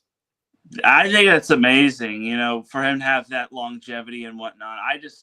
It's impressive, in my opinion, that he's able to last that long. And if this is the last ride, then I hope we all enjoy it. And I wish him the best going into retirement. Yeah, me too. He deserves it. Football has been his whole life, and he wouldn't have it any other way, man. So I just got to say, farewell to the coach. I mean, hopefully he's not going anywhere else after this. We don't want him to, go anywhere else. But right. In retirement, obviously excited to see him one more time for his for his NCAA or ESPN game day coming up in a couple of weeks here. So on the 23rd, I believe, is his last one. So excited for him. And I know he's done just amazing things there, and all the best. And we'll give him another proper farewell later on before that show and everything. But yeah, Teran, we had a great show here today, man. I mean, just so much to get into, so many things, tons of viewers today. We just thank everybody for tuning in and being a part of it. And one more thing before you cue the music. For Division III football, I'm happy to announce that Whittier football is back. The Poets are back? They brought their football team back? Yeah, they are officially back. They will be starting up in 2026, and Corey Guy will be their head coach, and it's great to have Whittier College back in terms of Division III football. Well, I got to meet him at my, I wouldn't say job. It's like my passion project that I work with. And he was a really cool guy. Yeah.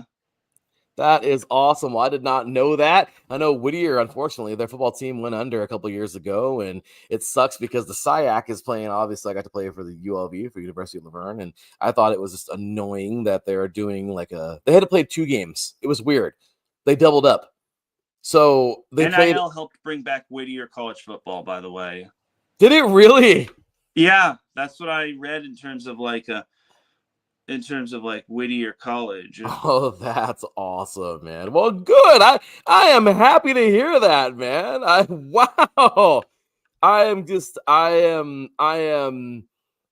am overjoyed because you know what, man, that needs to happen. Look, man, football, I'm happy. We need to keep it going. I am just really happy that we can keep it going here. And it sucks when a team goes away. Yes. But yeah, wow, where did you figure that out? Well, for starters, this was released on October 25th of last year. And again, I got to meet their head coach, Corey Guy, and he's excited for the return of Whittier College football. And I think he'll help bring Whittier College back to its glory days, possibly. And it's going to be a process.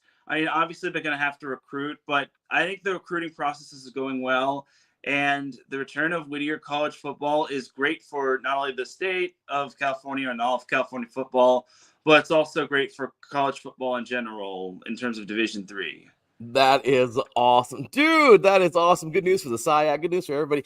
I love that. I think that is great news, and I'm glad you were able to bring up that tidbit there of information for us. Again, guys, that's what we do here at IE Sports Radio. And for 3 and Out, man, we just bring you all the goodies, bring you all the news. And well, look at that. Teran just doing his thing, man. Just bringing it aboard. So awesome, man. Wow, that's going to be really cool to have, Redlands, Pomona Pitzer, Claremont Mudscripts, Laverne, Whittier, Calou, and Occidental. So all 7 teams are back now. I think I got everybody.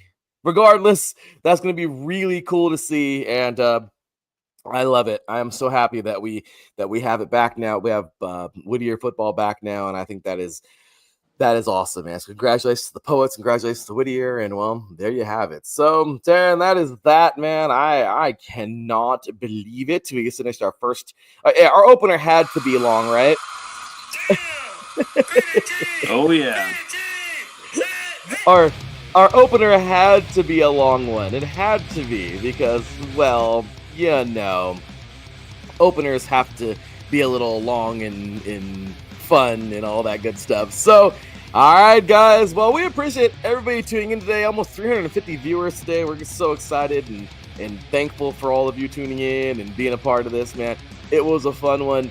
Teran, we got, like I said, so many things to get into, man. And then this year, it's going to be a lot of fun.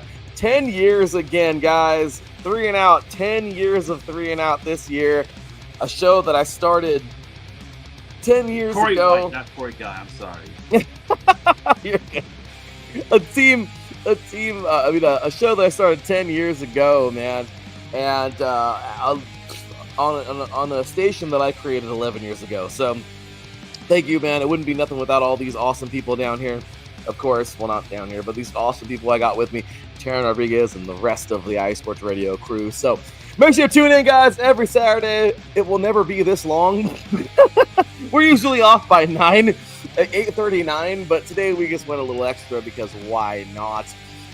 But yeah, of course, we got plenty next week, man. I'm excited. We got so much more to go. Send your videos in. Let us know what you think about your teams and all that good stuff. We got so much to get to. Next week, we're going to be jumping way more into who's closer to starting. We'll have some football games to talk about in high school.